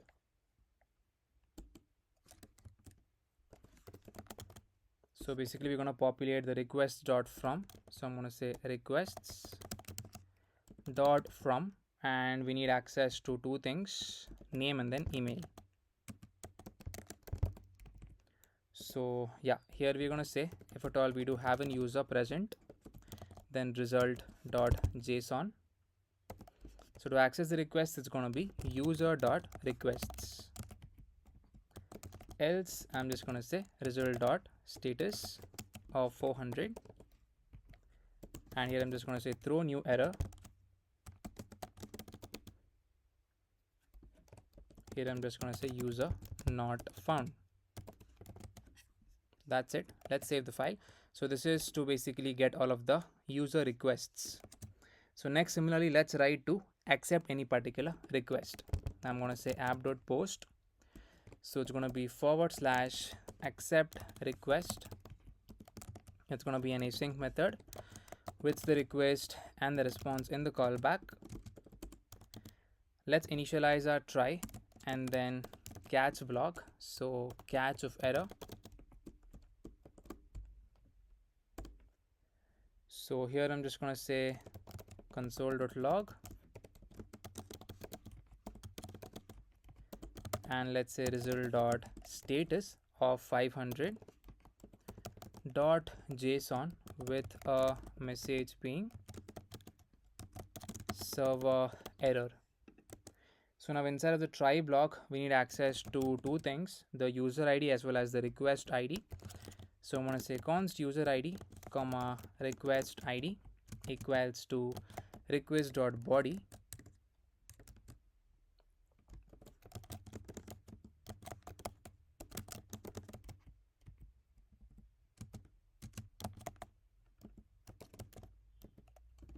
So here again I'm going to say const user equals to await, access the user model. We have the find by ID method, use that, and target the user ID. So we're going to get the user from that. So if at all there is no user found, then here I'm just going to say return result.status of 404 dot JSON with a message being user not found. So let us save the file and format once. So now after that we need to update the user's requests array to remove the accepted request. So let's go do that. So here I'm going to say const updated user equals to await, access the user model dot we have find by ID and update. So we're going to make use of that method, that is find by ID and update. We need to update this particular document, that is the user IDs. So from here we're going to basically pull. So I'm going to say $pull, and we're going to pull from the requests, right? So access the requests and we're going to pull it from the request ID.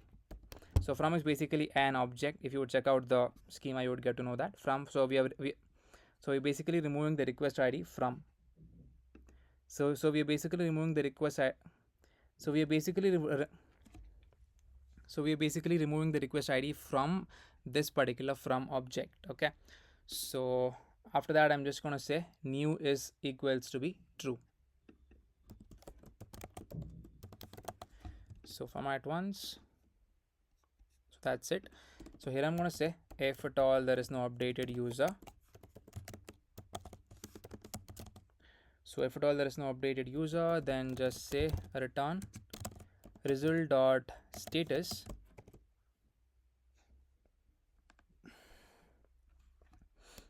of 404 dot JSON with a message being request not found.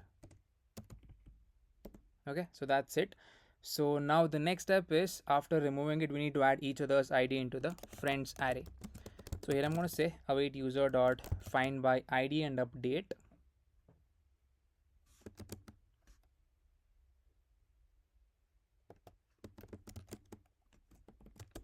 And we're going to target the user ID. So here I'm just going to say $push into the friends. We're going to push the request ID.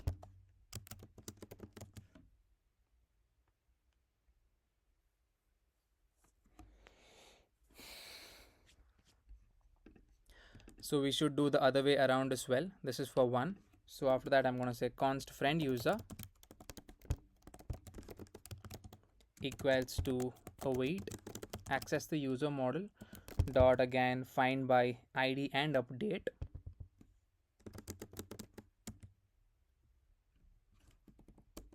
So again, for this it's going to be the request ID. So previously we had used the user ID. This is going to be the request ID, and again we're going to do the same thing, push it into the friends list, and we're going to push in the user ID over here. So I'm going to say user ID. So that's it. So here I'm just going to say if at all there is no friends user,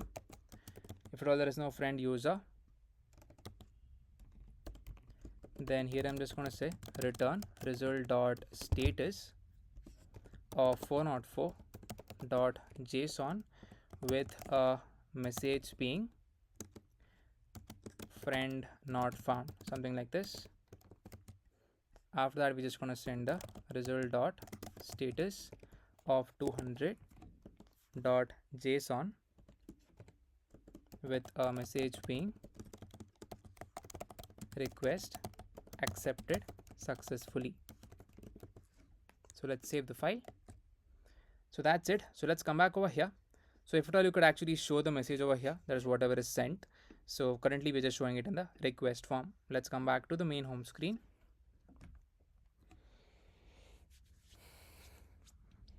So first of all, let's go to the chat screen. So here I'm just going to copy down the code for the user ID. We have already done that in Stack Navigator. I mean the auth context that is there over here. So just copy down this code, come into the chat screen, and we're gonna paste it over here. So make sure to, okay, this is already there.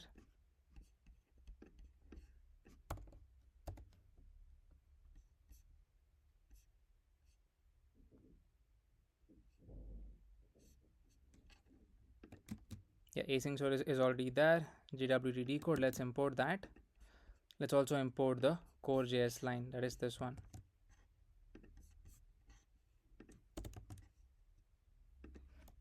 Even the use effect as well.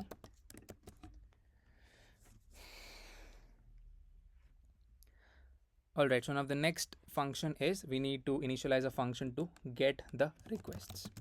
So I'm going to say const get requests equals to an async function.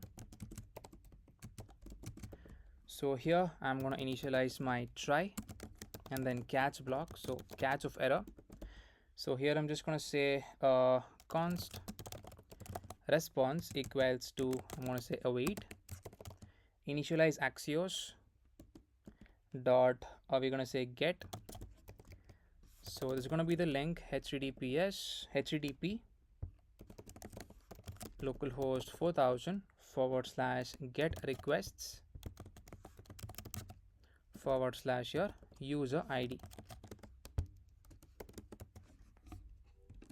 So format once.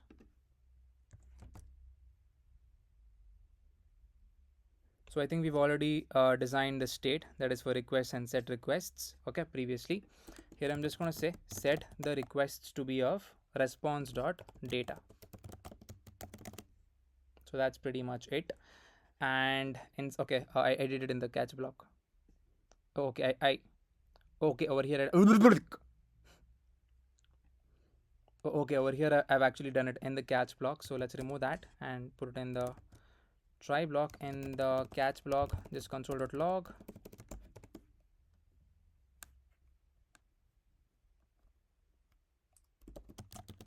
error and then error. This is going to be response and then format once and then save the file.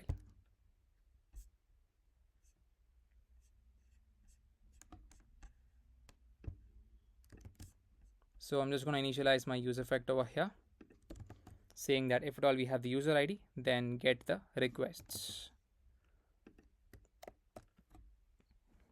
So that's it. So now let's check if at all we have got the requests. Okay, so we need to check it with the other user profile. So I'm going to log in again and I'm going to enter the password, login. So let's say console.log requests, save the file. So as you can see, we do have the request. So inside of the request, my email and then my information should be shown, which is being shown correctly. So with the help of this, we're going to start and design the requests part of it. So let's scroll down below where we have this pressable. So below the pressable, I'm going to initialize my view. So here, first of all, I'm going to say style. It's going to have some margin vertical if 12. Here I'm going to say if my options dot includes the requests and here I'm going to show the view.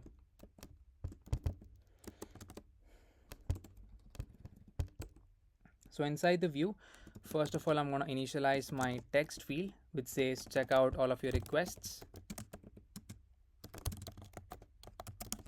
So below this text, I'm going to have I'm going to map over all of the requests. So I'm going to say requests dot map for every item, and then the index over here. I'm just going to return a pressable. So inside the pressable, I'm going to have my view, which in turn is going to have my pressable and then image. So I'm just going to get it from the user.js. It's going to be super similar. So copy down this. Let's come back to the chat screen and then paste it over here. So again, it's going to be same thing itself. It's going to be item.image.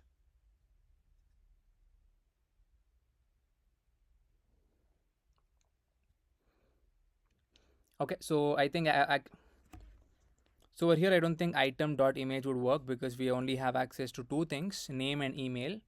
So let's do one thing over here. Let's say we get even the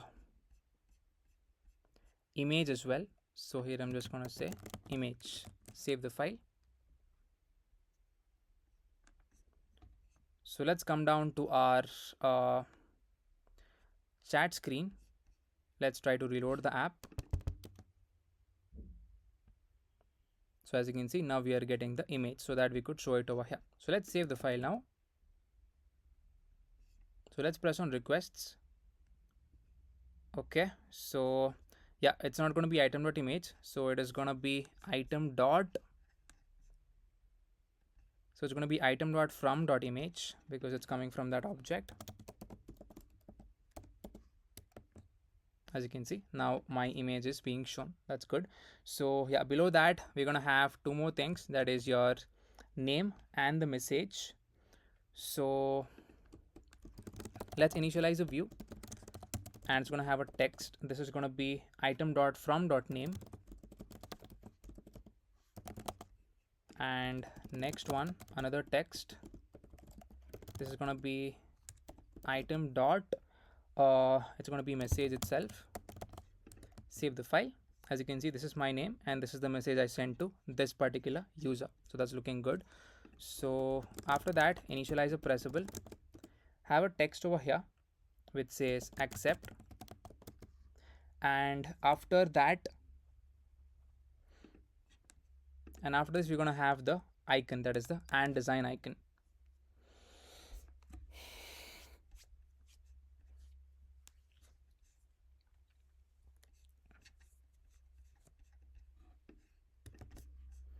So I'm just going to paste in the icon, that is the delete icon, and the color is going to be red.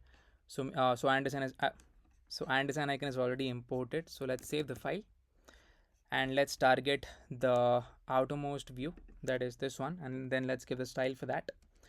So style over here, flex direction of row, align items of center, and we're going to give it, let's say, a gap of 10. Save the file and let's give a margin vertical for the pressable.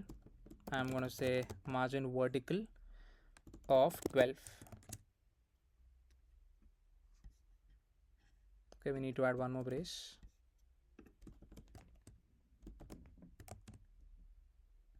Yeah, so that's being applied. So for this, let's give a flex of 1 because I want the remaining design to be pushed towards the rightmost part. As you can see, that's looking good. So now for this text, let's give me the style. So I'm just going to say font size of 15, and then I'm going to give it a font weight of 500, And for the second text, I'm just going to give it margin top of 4 and then color of gray. Margin top of 4, color of gray, and then save the file. Alright, so that's looking good. So let's also give the style for this text. We didn't give that earlier. So font size of 15 and a font weight of 500. So that's it. So now for the pressable, that is for this particular pressable, target the style, give it some internal spacing, padding of 8, and background color.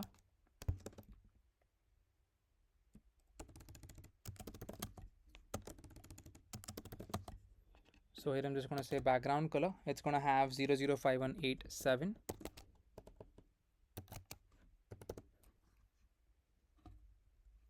It's going to have a specific width of, let's say, 75, border radius of 5. Save the file. Unexpected token. Okay, this one. So as you can see, that's looking fine. So let's target the text over here. So font size of, let's say, 13, text align of center, and color of white.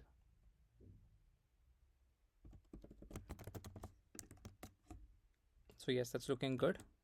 So format the document once, save the file. So now over here, we are going to initialize the onPress event on the pressable. I'm going to say onPress, take in a function, and here it's going to say accept request of the ID.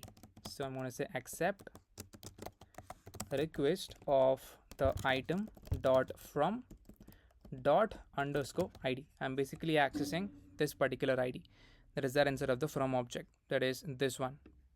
That is basically my ID itself. So 789 dB. So 789 dB is my ID.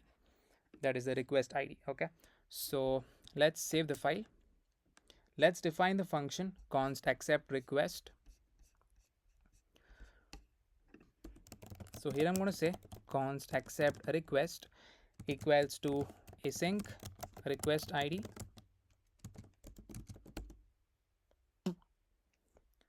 So here first of all, try and then catch block, catch of error, console.log of error. So inside the try block, I'm going to initialize my response. So const response equals to await axios dot post method.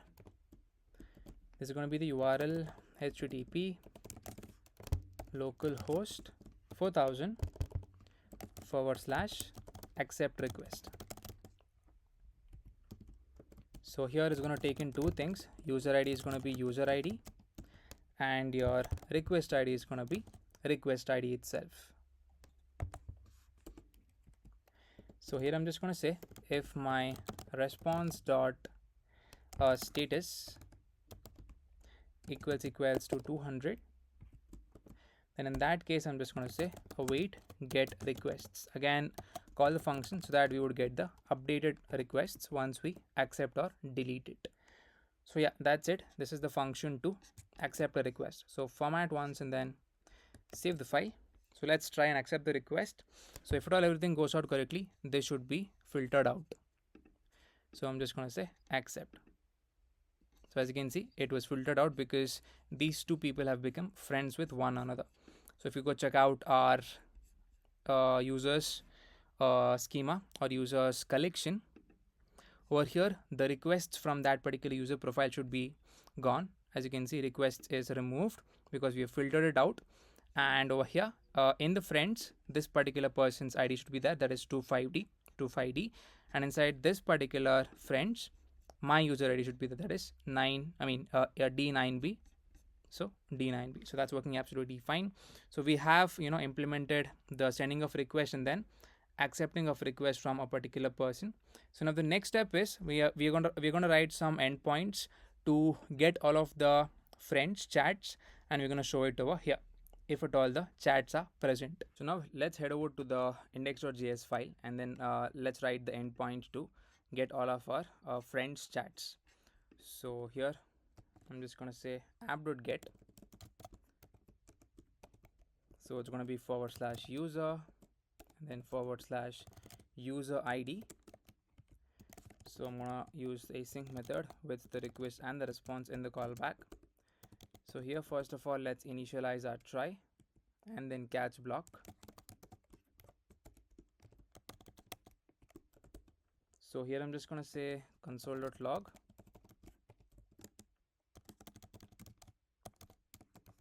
error fetching user with that particular error, and inside the try block first of all let's access our user ID. So const user ID equals to request dot params dot user ID, and next is we need to find the user by the user ID and then populate for the friends. I'm going to say const users equals to await user dot find by ID of the user ID dot populate. You're going to populate the friends, and we need access to three things from here: the name, image, name, email, and the image. So that's pretty much it, and I'm just going to say result.json of user.friends. That's how you access the friends. So that's it. This is how we get all of the user chats. So let's go back to the chat screen and then let's initialize the onPress function. Let's initialize a use effect and call this function. So chat screen over here.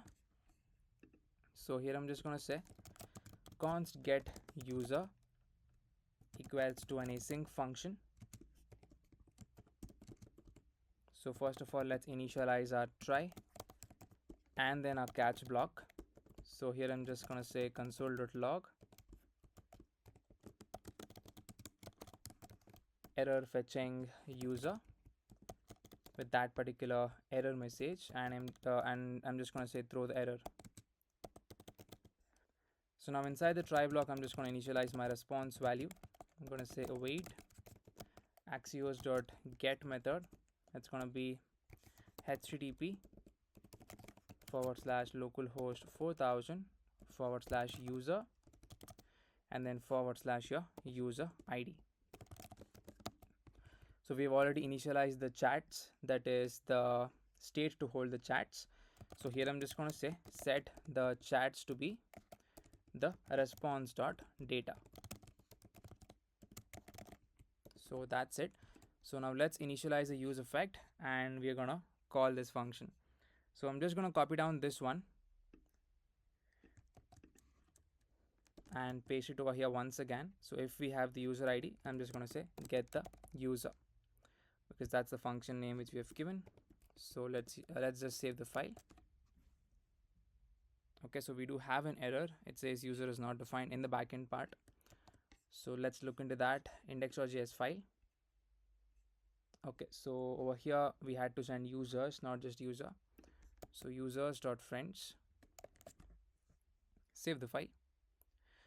So now let's come back to the chat screen. I think we do have an error over here. Yeah, so Axios network error. So let's look into that. First of all, let's give a console.log message. Console.log users and then the chats. So let's save the file. Okay, so as you can see, we are able to see the chats over here. You're able to see my user profile because I'm logged in with the other person's user profile. So which is correct. So now with the help of these chats, we're going to design the chats part of the screen. So now let's scroll down a bit, and we have already given the initial part of the code statement over here. So here I'm just going to say inside the view, let's map over it. I'm going to say chats dot map. So for every item and then the index, we're going to create a new chat component. So go to the components folder. So chat.js rnfes to get the shorthand code snippet. And then let's save the file. So inside the chat screen over here, So yeah, after doing this, I mean after mapping over here, let's initialize our component. Let's make sure to import the chat component from the components folder. Item is going to be item. The key is going to be item dot underscore id. So yeah, let's format once and then let's save the file. So as you can see, since we have only one user friend, so we are able to see only one chat component being rendered. So let's go to the chat component, destructure the item over here, and let's start designing this. So first of all, at the top, let's initialize few things. So const navigation equals to use navigation. So make sure to import use navigation, and I'm going to say const user id equals to use context. So let's make sure to import use context, and this is going to be the auth context. All right, so let's initialize our messages now itself. So I'm going to say const messages comma set messages equals to use state of an initially empty string, I mean an empty array. So now after that, let's initialize our pressable over here. Let's make sure to import that first. So pressable over here as well as over here. So now let's initialize a view. So this view in turn is going to have the pressable. So we could just get that from the user component. It's going to be the similar design. So just copy that down and we're going to paste it over here.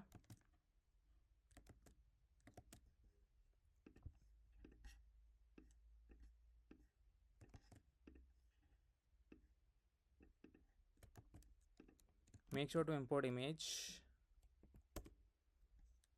and then let's save the file. Use state does not exist. All right.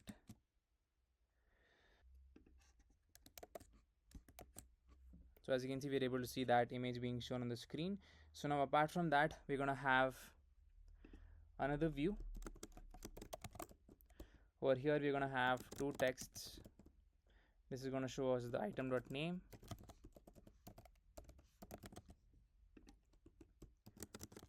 And over here, we're just going to say chat with item.name.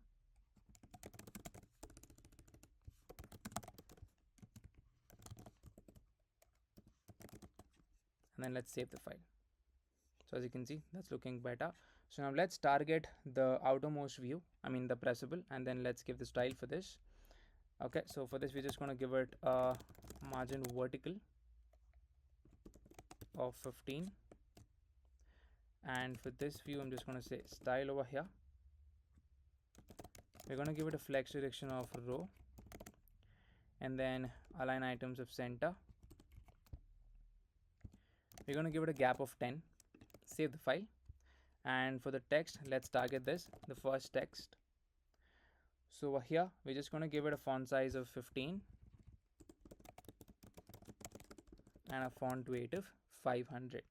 So for the top text, let's target the style, margin top of 4, and we're going to give it a color of gray. So as you can see, that's looking nice. Okay, so now the next step is we're going to implement the sockets part of it, that is for the chatting. So for this, we would be implementing it in the front end part as well as in the backend API folder. So in this video, we're going to implement it at a global level. So in the previous videos, if you would have checked it out in the chat based application and many other videos, we had implemented it only in the chat screen. Whereas over here, we're going to implement it in the global level so that we could actually get to know which particular users are connected to the application just when they open up the application. So I just saw this method online and I thought it's really useful to implement in this way. So we're going to implement it in this same exact way. So for this, we're going to implement a context provider that is basically for your socket context that is similar to your auth context. We're going to do that for the sockets part of it, so that every time the user loads up the app, we're going to get it in the console saying that this particular user is connected. So let's initialize our socket context. So I'm going to say new file and over here I'm just going to say socket context.js. So first of all, let's initialize the dependency. I think we have already initialized it for the backend folder. If you check it out, as you can see, socket.io is initialized. So for the front end folder, let's initialize the client part. I'm going to say yarn add socket.io and then client. So let's go to the folder over here and let's start writing our code for the. So let's come to the socket context.js file and then let's start writing the code. So I'm going to say import create context from React, and we also need to import IO. So I'm going to say import IO from the socket IO client. Here I'm going to initialize my socket context. So I'm going to say const socket context equals to create context, and here I'm just going to say export const use socket context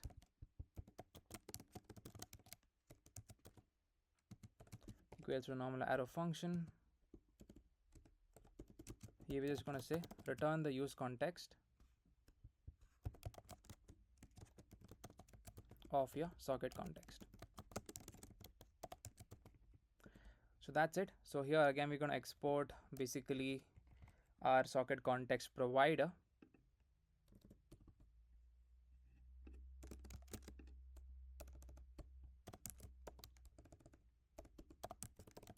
So I'm just going to say export const socket context provider equals to, it's going to take in the children, and over here I'm going to initialize my socket and then set socket equals to use state. Initially it would be pointing to null, and we need access to the auth user. I'm going to say const auth user comma user ID equals to use context of your auth context over here. So make sure to import auth context. So now I'm going to initialize the use effect over here. So first of all, we have not initialized the auth user in the auth context. So let's go do that. So let's head back to the auth context over here. So I'm just going to define it over here. So I'm just going to say const auth user comma set auth user equals to use state. I'm just going to get it from the async storage. Okay, so that's pretty much it, and I'm just going to send it over here, auth user and then set auth user. Save the file. So yeah, we could access the auth user over here in the socket context. So here I'm just going to initialize the use effect, and over here I'm just going to check if at all we do have the auth user. So in that case I'm just going to say const socket equals to IO. So here we're just going to pass in our URL. We're just going to define that in just a bit. So I'm just going to say HTTP localhost, and it's going to run on port 6000. So this is going to take in basically a query. So I'm just going to say query. So here we're going to pass in the user ID itself. So user ID is going to be user ID. So this would actually track which particular user ID is online, or which particular user ID is logged into the application, okay, and which user ID is not. So after doing that, I'm just going to say set the socket to be of the socket. So I'm just going to say set. So here I'm just going to say set the socket to be of the socket, and here we're just going to do a cleanup after the if condition, after the set socket over here. Just going to say return socket dot close.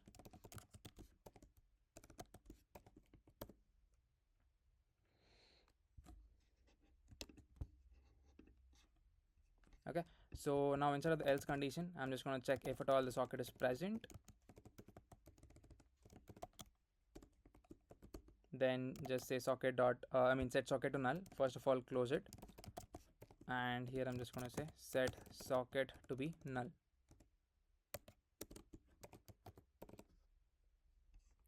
So here we're just going to do the return.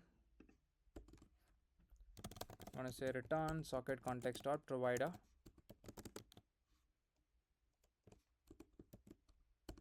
It's going to take in the children.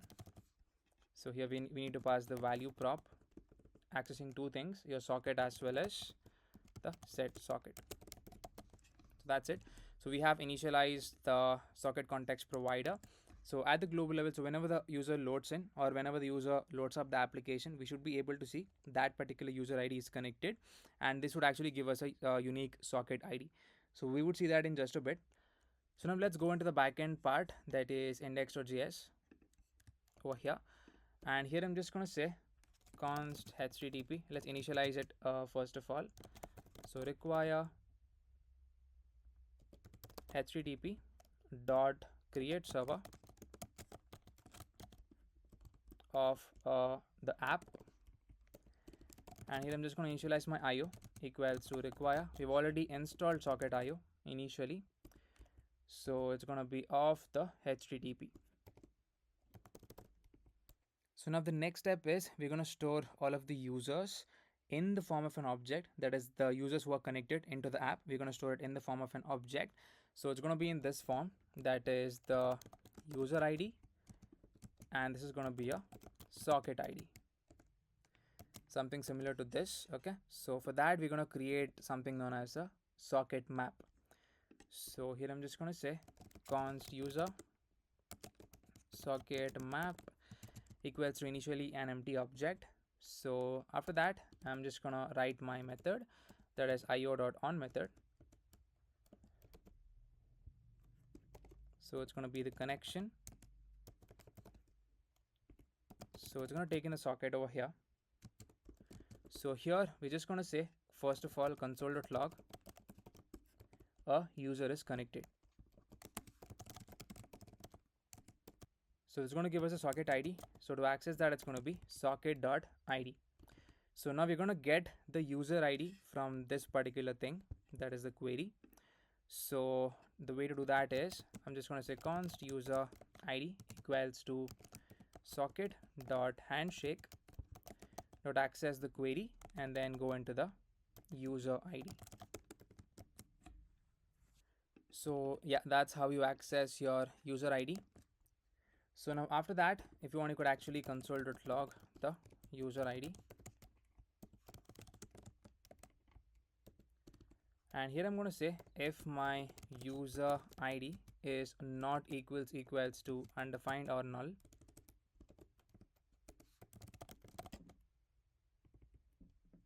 so then in that case over here we're just going to add it into this particular object. So here I'm just going to say user socket map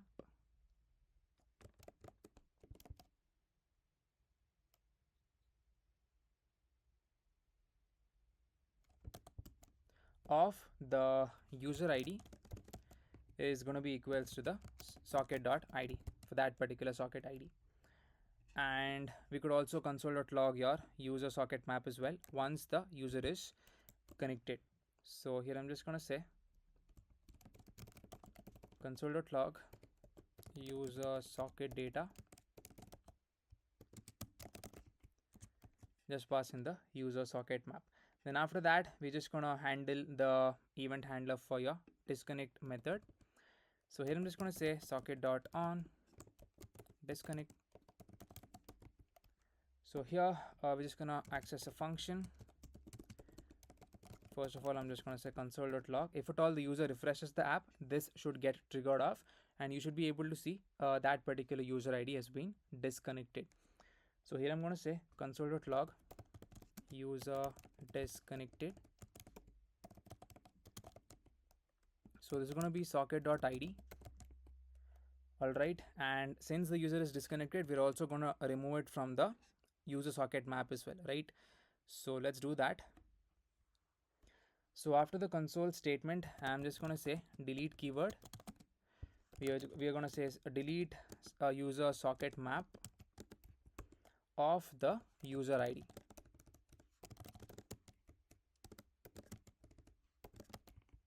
So that's pretty much it. Then we need to handle the event for sending the messages to the connected users. Okay, so here I'm just going to say socket dot on. I'm going to give a message saying send message. So this is going to take in three things. I'm going to say sender ID, receiver ID, and then the message itself. So here, first of all, we need access to the receiver socket ID. So I'm going to say receiver socket ID equals to, so it's going to be user socket ID of the receiver ID, or the user socket map, that's the name which we've given, of the receiver ID. So this receiver ID would obviously come from the front end part, where we would be hitting an endpoint and providing all of these three details. That is the person who is sending the message and person who is another person who is receiving the message. So this receiver socket ID would be equals to the user socket map, whatever is stored inside of that object. And to access that particular receiver ID, we're just going to say receiver ID over here. That's it.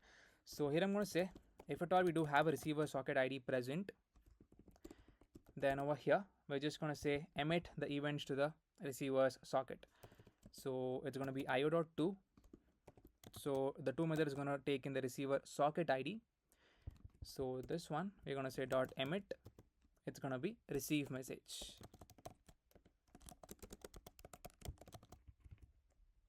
And over here we're going to pass in the sender ID as well as the message, whatever it is. Okay, so here we're just going to give the console.log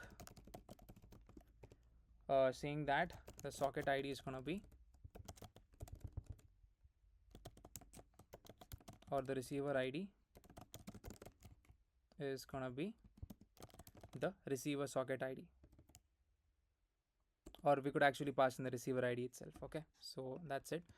So let's format once, save the file, and here I'm going to make use of my listen method, http.listen. So it's going to be, let's say, on port 6000, and we're going to take in a function, and over here we're just going to say console.log socket IO running on port 6000. So that's it. Let's format once and then save the file. Okay, so we do have an error over here. Let's look into that. Okay, it says port 6000 is already in use. Let's say we're going to use 3000.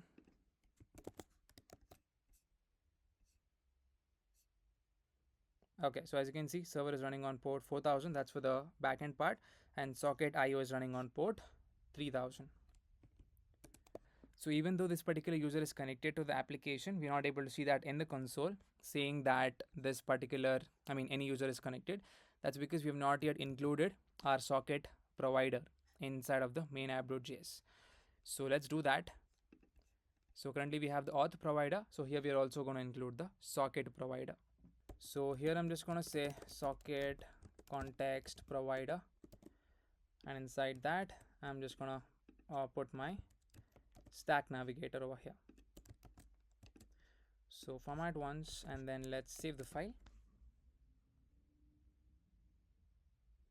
User does not exist. Okay, in socket context.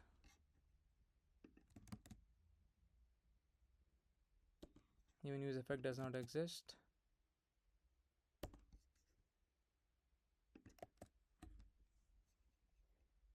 So let's try to reload the app once, or let's do a pod install and then reload the app once again.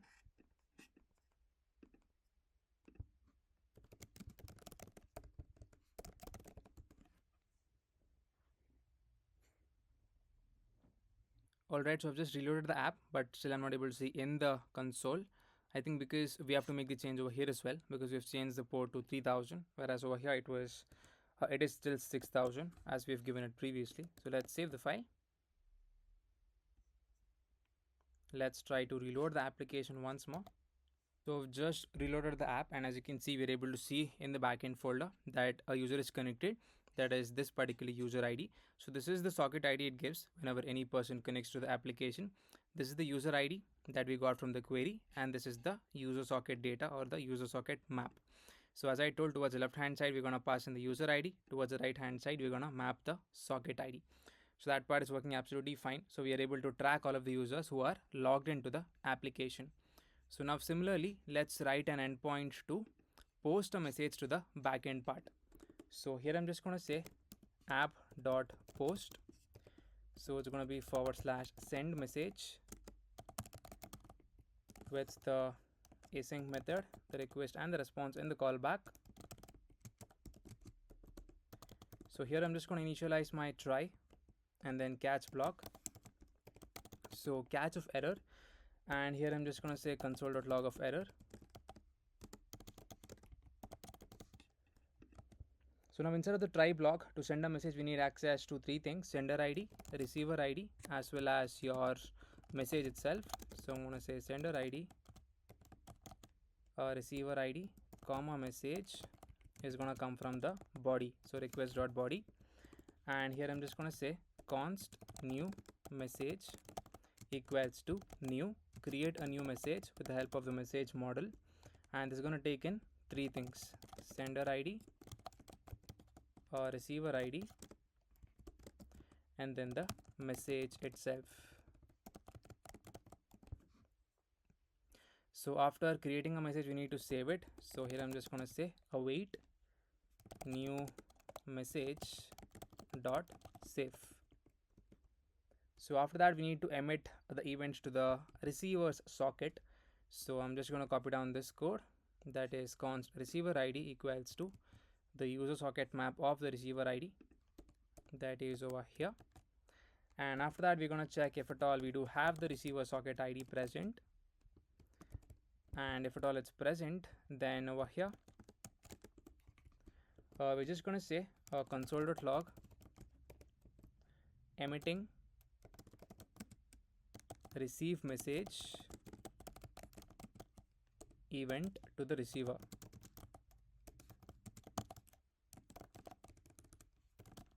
So this is going to be the receiver ID. So you would get to know which particular ID is correctly receiving once you implement this. Okay. So here I'm just going to say io.to. It's going to be to the receiver socket ID. So it's going to be receiver socket ID dot emit.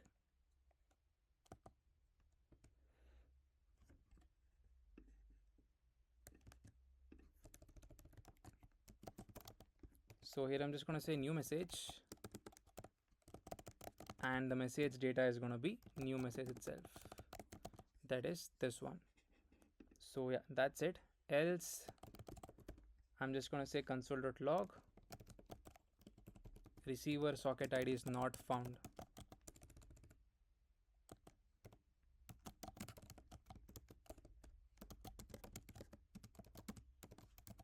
So yeah, that's pretty much it. Let's save the file.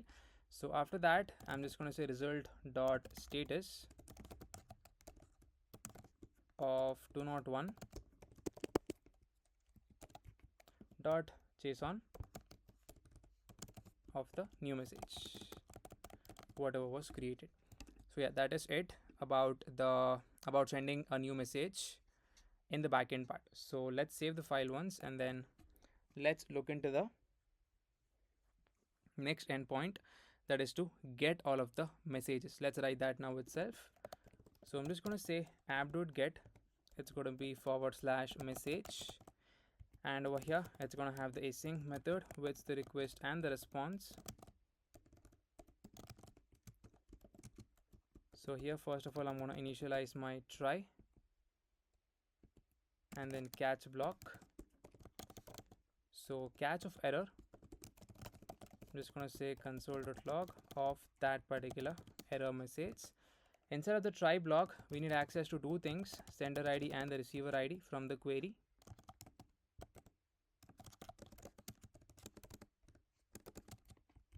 Equals to request dot query.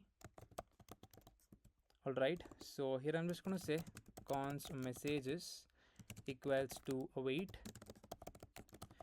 message dot find method. Here I'm going to make use of the OR operator. Here I'm just going to say sender ID is going to be sender ID. The receiver ID is going to be receiver ID. And the second condition over here is going to be the sender ID. It's going to match the receiver ID. And over here it's going to be a receiver ID to the sender ID. Here we're going to populate as well. So here I'm just going to say dot populate for the sender ID. We need access to two things, that is the underscore ID as well as the name of the person. So that's pretty much it. So here I'm just going to say result dot status of 200 dot JSON of the messages.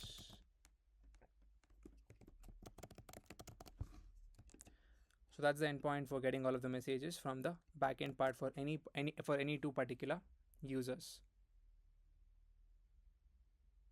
So now let's go ahead and then create a new screen, that is for the chat room. That is, if at all you press on this, we need to be navigated to the next screen. So I'm going to say new file, chatroom.js, rnfes to get the shorthand code snippet.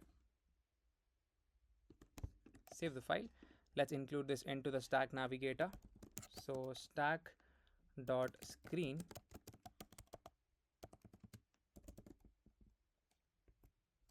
name is gonna be, let's say, chat room, and the component is gonna be chatroom.js. So yeah, over here we are gonna have the header. Let's import chat room and then let's save the file.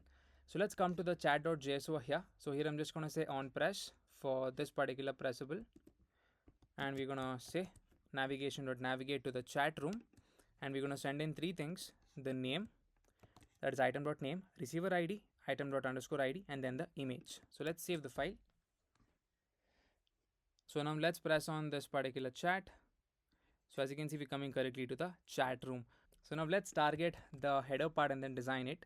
So it's going to be super similar to the chat request screen, that is request chat room. So copy down the use layout effect,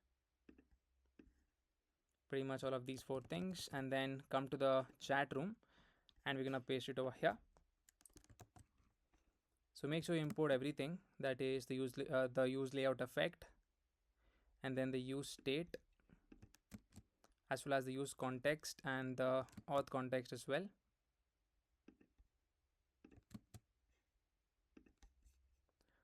Alright, so apart from that, even use navigation and the required icons as well. So we need all of these three icons. So let us paste it over here.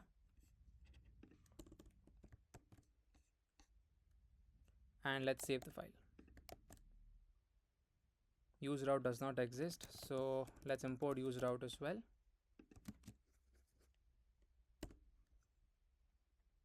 Save the file. So now, as you can see, we are chatting with that particular person. So if at all you want, you could actually use the image as well over here. Just include an image tag over here and give a flex of row and then align items of center. So that should work out. So now after that, we are gonna initialize our same design that is similar to the request chat room. So make sure you copy down the entire keyboard avoiding view, and we're gonna paste it in the chat room over here. And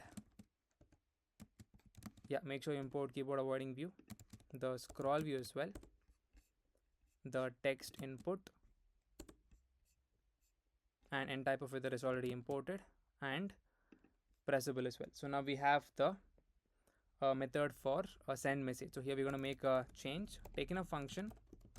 Here I'm going to say send message.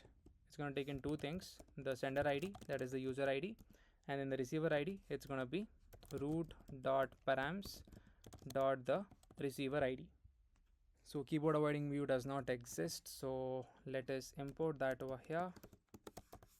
Keyboard avoiding view, save the file. So as you can see, we have the chat input being shown, and then we have the user name as well over here at the top. If at all you want the image, you could just include that. We are already sending the image from the previous screen, so I'm not going to do that now. So let's initialize the send message function, and let's check if it's working correctly or not. So it's going to be the sender ID, that's the user ID, and this is going to be your receiver ID. Here, first of all, I'm just going to say try catch block catch of error. So I'm just going to say console.log whatever error message is there over here. Inside of the try block, we need access to three things. Three things to send the message. So I'm just going to say await Axios. So make sure to import Axios from Axios. It's going to be the post method, and this is going to be the URL, that is http localhost 6000. Is it 6000? Which is that? Yeah, it's 4000. So localhost 4000, and then it's going to be / send message. All right. So here it's going to take in three things: sender ID, receiver ID, that's coming from the function parameter, and the message itself, which is stored inside of your state. That is this one. We've already defined that. So now we need to emit a custom event to the server. Let's do that. So here I'm just going to say socket. So we've already defined the socket. Okay, no, we have not defined that. So let's define that. So here I'm just going to say const socket equals to use socket context. So make sure to import that. So here we are just going to say socket dot emit. It's going to be send message. It's going to take in three things: sender ID, the receiver ID, as well as the message. So that's it. After doing that, we're just going to say set the message to be empty, and yeah, after that we're just going to say set timeout. So once we define the function that is for fetch messages, we're going to define it over here.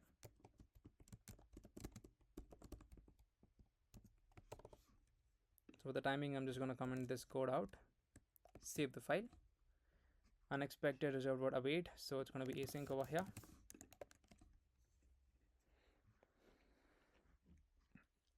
So now let's give this a try, and then let's check it out. I'm just going to send a hey over here, and then send. So as you can see, receiver socket ID not found. Receiver ID is this one.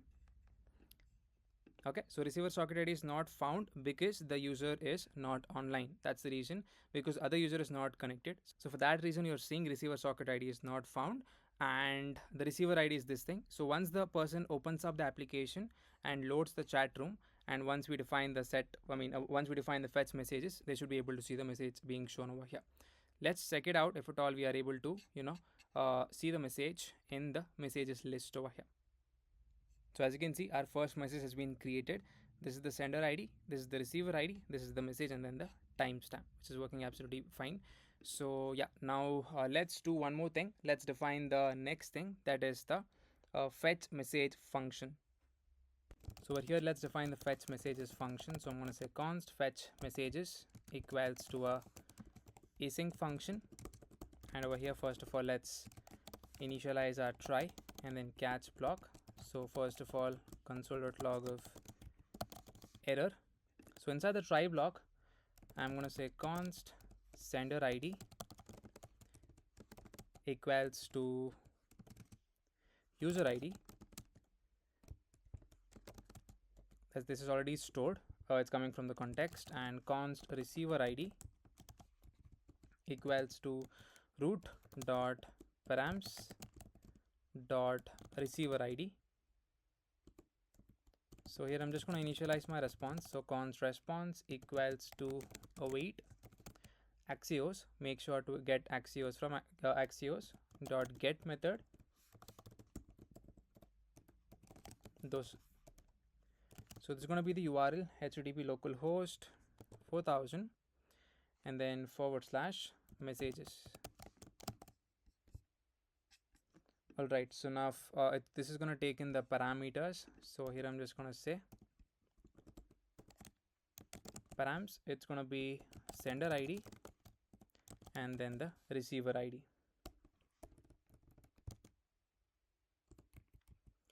So that's it. So here I'm just going to say set the messages to be response dot data.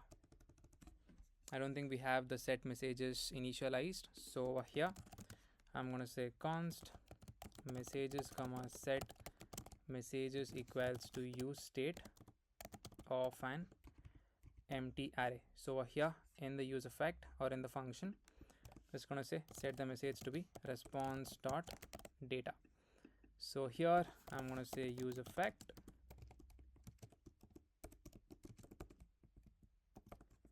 call the function that is fetch messages.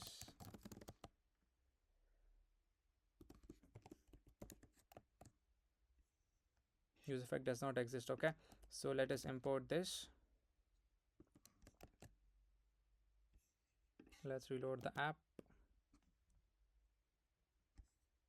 Alright, so hopefully we should get the messages. So now let's uncomment this, that is while sending the message after 100 milliseconds, I'm just going to say fetch the messages so that the latest messages would be updated.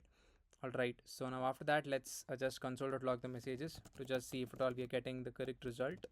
We should just be getting one message, that is hey from the current user. Save the file. So as you can see, we're able to see the message. This is for the users. Let's reload the app once and let's check it out. Okay, so I'm doing this in the chat room, right? So we need to go into the chat room and check it out. Okay, so we do have an error which says status code 404 error. So let's look into that. So http localhost 4000 and then / messages. So in the index it is okay. Over here we've written message, so let's make that messages, and then now let's give this a try. Let's try to reload the app and then go into the chat room. So as you can see, now we're able to see the messages being shown up in the console. This is the message hey, the sender ID, receiver ID, and we have the name as well. So yeah, that's it. So now let's show the messages in the screen. So before that, for the real-time functionality to work, we need to listen to the message when any other person sends us the message. Okay, so previously we were not doing this in the previous applications where we've implemented this. So we're going to implement it now. So I'm just going to say const listen messages equals to normal arrow function. So just initialize the socket over here. And after that, I'm just going to say use effect. So this is going to be dependent on a few things, that is the socket itself and the messages as well as the set messages. Inside of the use effect, first of all, I'm just going to say socket.on.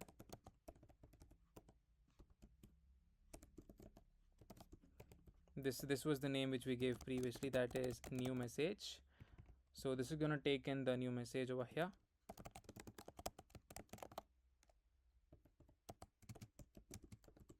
And here I'm going to say new message dot should shake. We're going to set it to be true.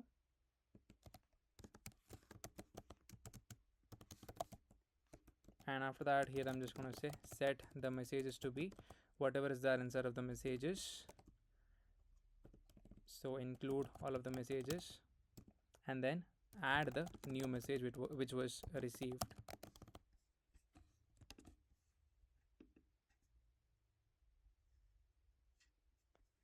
So after doing that over here, I'm just going to say return socket.off of the new message. So we could actually call this function directly itself, because whenever there is a state update, this is going to get triggered off. So at the bottom part, I'm just going to say listen messages.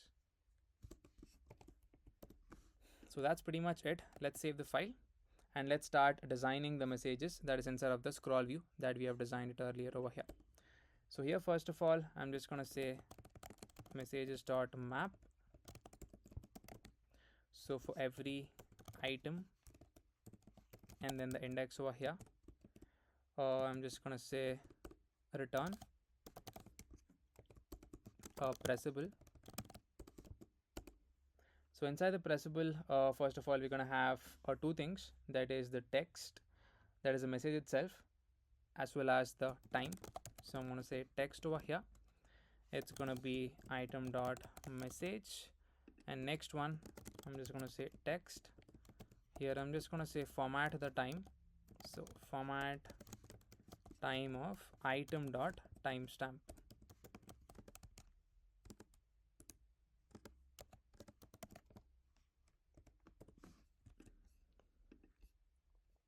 So let's save the file. Format time doesn't exist, so we're just converting it into the local time that we want to based on the timestamp that's present inside of the backend. So as you can see, we're able to see that hey message, and it was sent at 12:42. So now depending upon whether or not the message is sent by the user or by the other person, we're going to style it out. So let's say style over here. So it's going to be an array of styles first of all. So here I'm going to say if my item dot sender id dot underscore id, if this equals to the user id, then that means this is sent by the user. So here I'm just going to put a question mark and then initialize an object for the styles.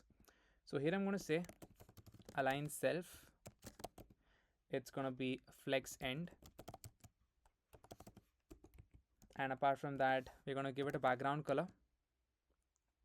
So let's say background color of green towards the left side. You can give any color you want to. Currently I'm giving green. Padding of 8, and we're going to give it a max width of let's say 60%, and we're going to give it a border radius of 7, and we're going to give it a margin of 10. So that's the style if at all it's sent by the user towards the right hand side. So towards the left hand side, if it's sent by the other person, I'm going to say align self. So align self, it's going to be flex start,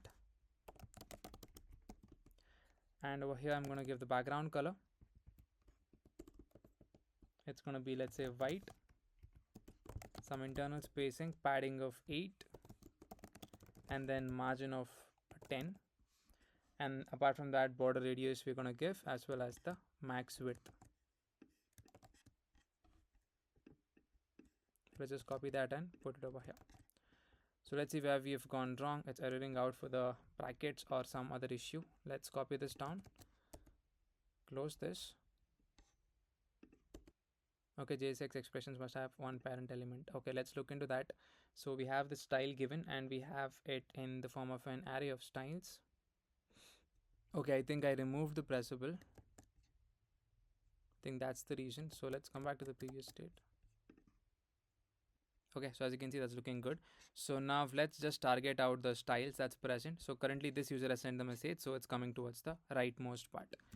So let's target the style over here. So for this we're gonna give it a font size of 13, and then a and then a text align of left, and we're gonna give it color. Yeah, let's leave it as default, the same color.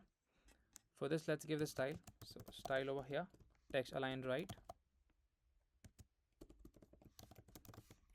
and we're going to give it font size of 9, color of gray. Okay, so that's it. Let's give it a slight margin top. Alright, so that's it. That's looking good. So yes, we are able to send the messages as well as receive the messages as well. So if at all you open up any other device and then send the message, you should be able to see in the console that two users are connected, and you should be able to send and receive messages as well. So this part is absolutely done. It's complete. So let's say for this part, if at all you want to delete the request, so it's going to be again super similar. Initialize any endpoint, go to the index.js file. So just make sure you implement this. Implement something similar to this one, that is accept request, that is the initial thing. Okay, so just make sure you just pull it out from the request and do not implement the second part. Okay, just make sure you pull the ID and then automatically the request would be deleted. So that's how you delete a request inside of the application. So this part is done. So now let's look into the final part, that is the design of the profile screen, where we would be showing some status part or the stories part, and below that we would be designing some UI part as well.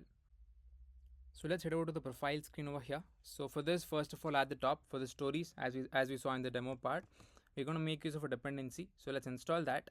So here I'm just going to say yarn add React Native Insta story and then press on enter. So let's wait for this package to be installed. So here I'm going to make use of my safe area view.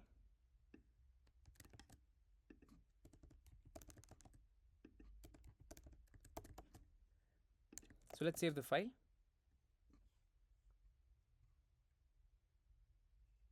So let's do a pod install and then let's reload the app. So pod install, enter.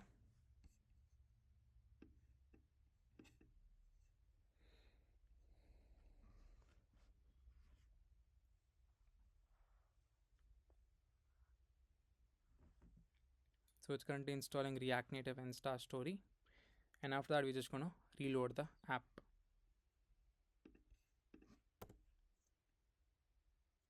So let's start designing this.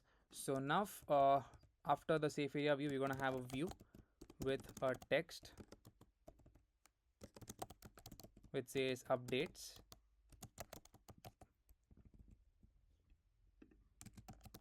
and I'm gonna give the style over here. So it's gonna have a font size of 17 and it's gonna have a font weight of bold, and below this we're gonna have an image, initialize a view for that, and inside this we're gonna have another view, and inside this we're gonna have the pressable. So make sure to import pressable from React Native, and I'm just going to get the link for the image. So I've just pasted the image link. You could add your own image, and then below that I've just added a text field and then added up my name over there. So let's save the file and let's wait for the app to load. So it's still in the building process, so let's wait for that. So the app is currently loading up. So let's go to the profile over here. So as you can see, we have the updates and then the design over here. So for this view, I'm just going to give some padding of 10, save the file. And for this particular view, that is this one, just going to give it a flex direction of a row, align items of center, and margin horizontal of 10.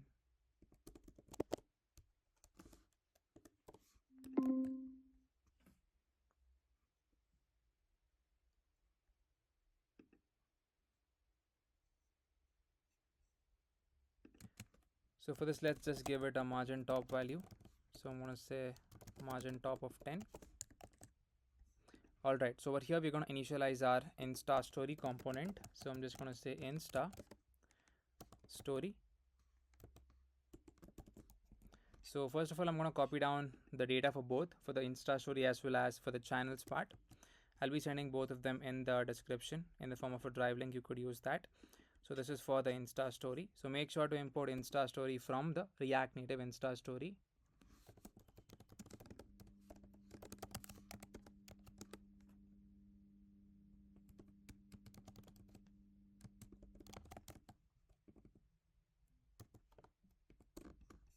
And this in turn is going to take in the data. So data is going to be data itself, and over here I'm going to pass in the duration. So duration is going to be for 10 seconds, and then save the file. So as you can see, we're able to see both the stories being shown. So if you check out on the first one, this is the story, and you could go to the next one, and then automatically it's going to go to the next story as well. So by this you could actually try and implement the stories part. So let's move on to the further design, that is for the channels. So after this view, I'm going to initialize my view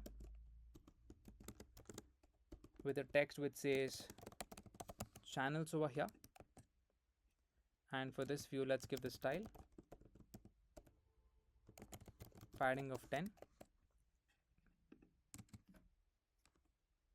So for this, I'm going to give style over here. It's going to have a font size of 15, and it's going to have a font weight of bold. So let's save the file. So now below this text, I'm gonna start mapping. So I'm gonna say channels.map for every item and then index. I'm gonna initialize my view over here. This is to show all of the channels. So inside the view, I'm gonna have another view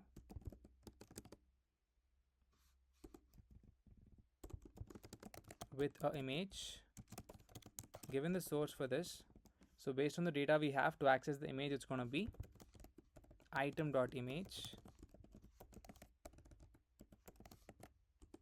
Let's pass in basically some style over here.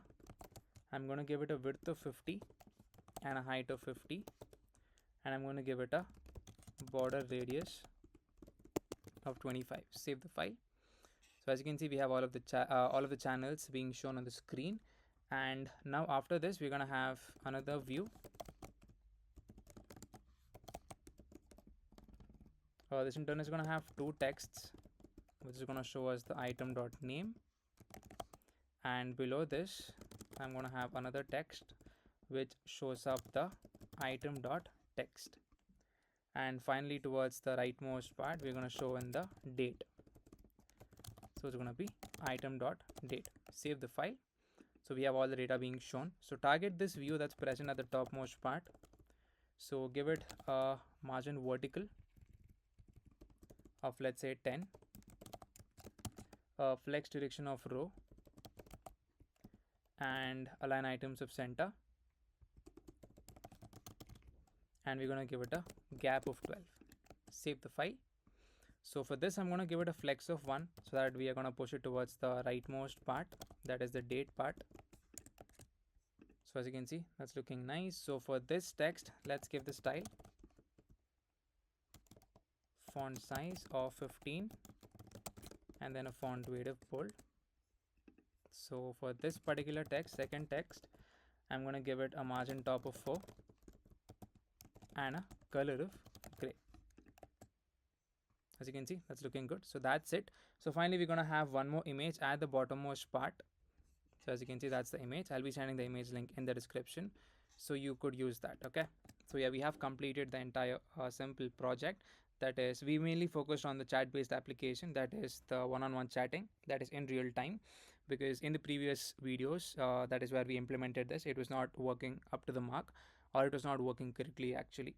So yeah, this was a good project to learn about the accepting requests, sending a request to a person, and chatting with one another.